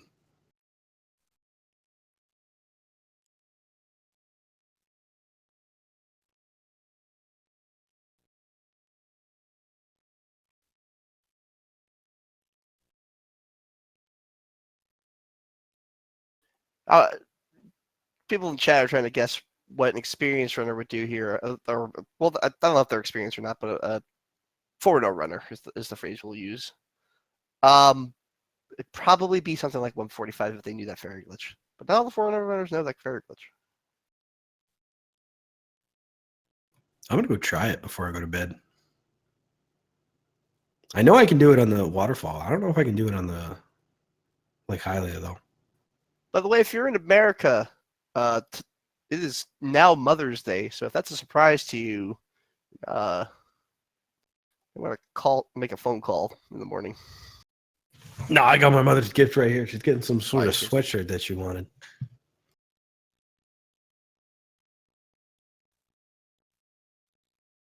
Shout outs to my dad telling me what my mother wants, making my life easy.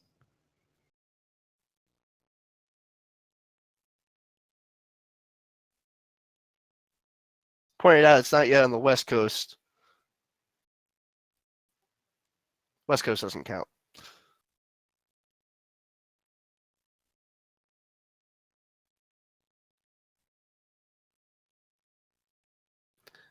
So about halfway there on this phase 2 fight here. Got a fairy, got a bunch of blue potions, so there's no real concern here.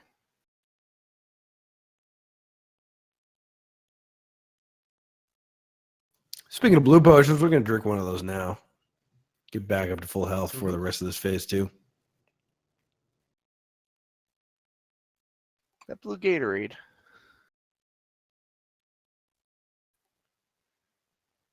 It tastes pretty good.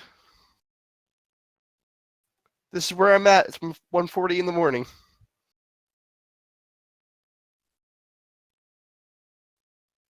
I'm still reading this ASMR article. There's a lot of words on this webpage.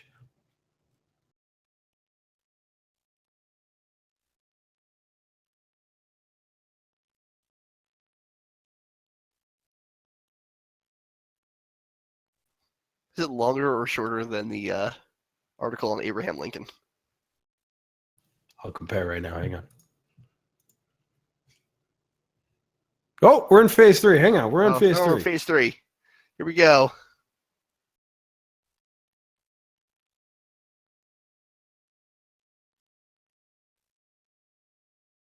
Oh, it's way shorter. Abe Lincoln's got a lot of stuff. Yeah. It's somewhat important.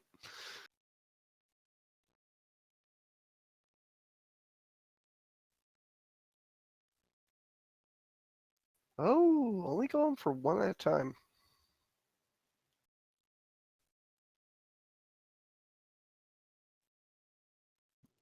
Gets the torches lit. Ganon is vulnerable as long as both of those torches are up. And we're going to put a couple of silver arrows into his side. Not trying for the double, not even trying for 2 on a cycle. Take it nice and slow. There's no reason to rush here. Nope. We're good. Nice and patient. Patience is very important in the Ganon fight. Whoa, I thought that was a fall.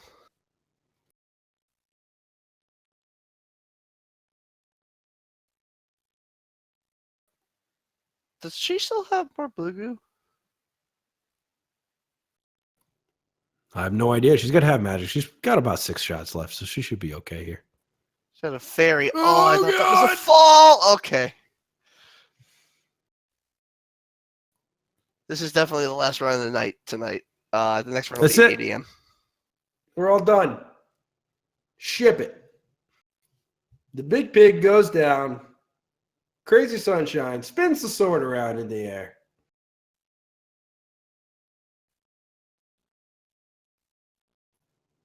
And heads on into the Triforce room. Crazy Sunshine having an official speed racing TV time of 2:41.12.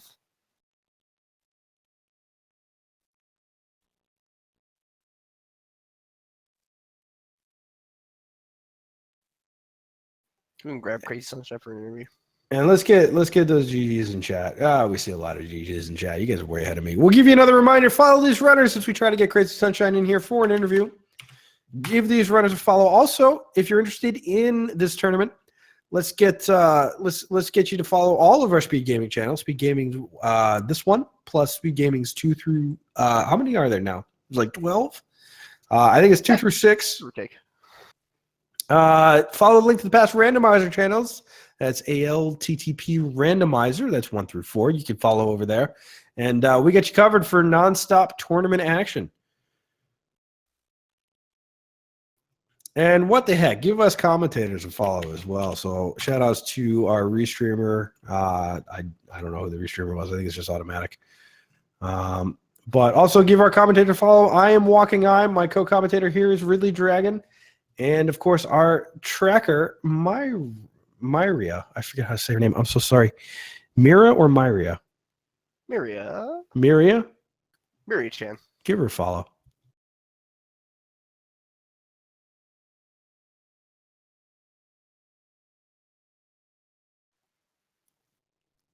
Myria. Myria. Thank you, Myria. I apologize for butchering your name. And of course, give Walking Eye a follow specifically. Maybe we can get him the rest of his body. Get some followers. I need that. Get an affiliate program. Put your provider with a body. I got an affiliate. I have an emote. Oh. Yeah, I'm a fan. Well, I can't swear. I'm fan. No, I'm not gonna get partner. So, any word from Crazy Sunshine? She is coming. She's coming. All right, we're gonna do a post-game interview, and then we're gonna go to bed because I'm tired. Yeah. Does anybody have the ability? You said you were a mod, right? Can you? It's can the you time bot out. should have done that. Hold on. Can you time out Blue XY? I think Blue XY needs to time out. I think Blue XY is really okay. I think Blue XY is totally fine, and I appreciate time him out. Give him a timeout. I don't think. Crap! I don't have the ability to do that. I'm gonna report him to Twitch.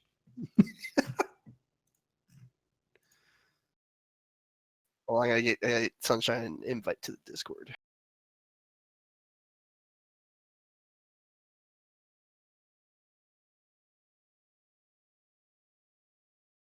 This was one heck of a seed, though. Any seed that forces you to double dip Turtle Rock is certainly a challenge to route. And we're going to go ahead and welcome in Crazy Sunshine. Crazy Sunshine, GG's. Thank you. My God, that was such a hot mess of a seed. That was certainly something else with that flippers on the green pendant for Shrihasala, and then a forced double dip of Turtle Rock. That was quite the runaround. That was my least favorite part of that. Like, I was like looking at the logic. I'm like, you're gonna make me go into Turtle Rock Choice, aren't you? Like, And that did indeed end up being the case. Now, at any point, did you feel like you were particularly ahead or behind during the race? The fact that I got 4 crystals in the first hour is like, man, this is actually coming out pretty good. And then after the 4th crystal, I was just like, I couldn't go anywhere else because I didn't have anything else to progress. I think I was still missing the flutes, flippers, and the ice rod at that point. So I was just on a wild goose chase, just trying to find them all. Well, you did manage to get them all eventually, so that was good. Now, what are your goals for the tournament? Now, coming into this tournament, did you have anything in particular you were looking to accomplish? Not really. I mean, I literally started the doing the randomizer run like the week the tournament started. So like, it's been like a weird month of like kind of this crash course of learning the ropes and everything. I think I just want to get through the Swiss rounds and just see how far I can go, and just try to keep improving with each round. Awesome. I love it. Trial by fire. If you're going to learn this, learn it in a tournament scenario. That takes guts, and I really do respect that. I think that's awesome. It's not the best idea I've had, but it works. The double dip seems to be a feature of V29 specifically, where that they I don't know what changed about the logic, but double dips seem to be much more frequent. They certainly do. It certainly has provided a bit of a challenge. Now, when you defeated Mothula over in Skullwoods, got those silver arrows, even though it was a pendant, were you thinking that was going to be required, or you just wanted that extra item? Or what was going through your head at that point? I think I freaked out when the arrows dropped. I'm like, oh my God, you got to be kidding me. So I was like, because I was just in there just to find like, extra items and whatnot. And just the fact that it was the silvers were like, you know what, this is a good idea. Certainly worked out for you. It makes it much easier work of Ganon. Mm-hmm. All right, and we'll leave you. Do you have any questions over there, Ridley? Trying to take a look at the chat to see if they have anything to call out before we wrap up. Were you thinking you should have gone to T-Rock earlier, or was that never in your plans?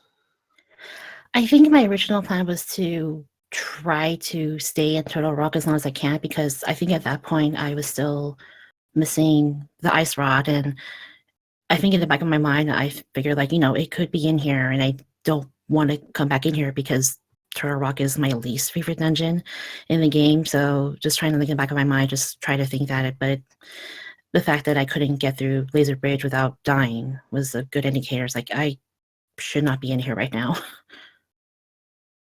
Well, you did, man. I mean, like, you showed a lot of situational awareness there, because you were able to get that safety door. You were able to not kill yourself by bouncing off of that little beetle into your own bomb, and really make it so that those deaths weren't really costly at all on Laser Bridge. So definitely a good heads-up play there, getting that safety door.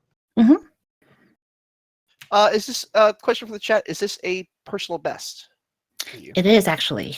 That is awesome. I think my previous best before this was about 10 minutes. So like about around 2:45, 2:50. I think before, like, when I first started, my runs were like anywhere from like 3 to 4 hours if I finished it. So I think the fact that working with the logic has been improving, and doing, being able to figure out where I can go next and what I need to do after that. It's been a learning process, definitely. Awesome. Always nice to see improvements. Always good to see personal bests here in a tournament setting. I think with that, we're going to sign off here on Speed Gaming. So again, GG's to Crazy Sunshine, GG's to bentglasstube. Our runners are certainly ones to follow as they work on improving throughout this tournament and future tournaments. So again, we'll throw those links in chat. Follow these runners. Follow all the Speed Gaming networks. Follow all the links to the past Randomizer networks. Heck, even give me and Ridley here and Myra follow. Definitely give Myra a follow. Big thank you to Myra for I said it wrong now. Miria for doing her tracking. More races coming up tomorrow, 8 a.m. My Rambler versus Tova and Speed Gaming 2. Got another one at 2 p.m. Photon versus Jan the Gun. 4 p.m. Lost Carol vs. Ultimate Dave, all on the Speed Gaming Network. Check it out. And anybody who's a mother or has a mother, have a happy Mother's Day. I'm going to bed. Have a good night, everyone. Signing off from Lisbon, Portugal. Have a good night.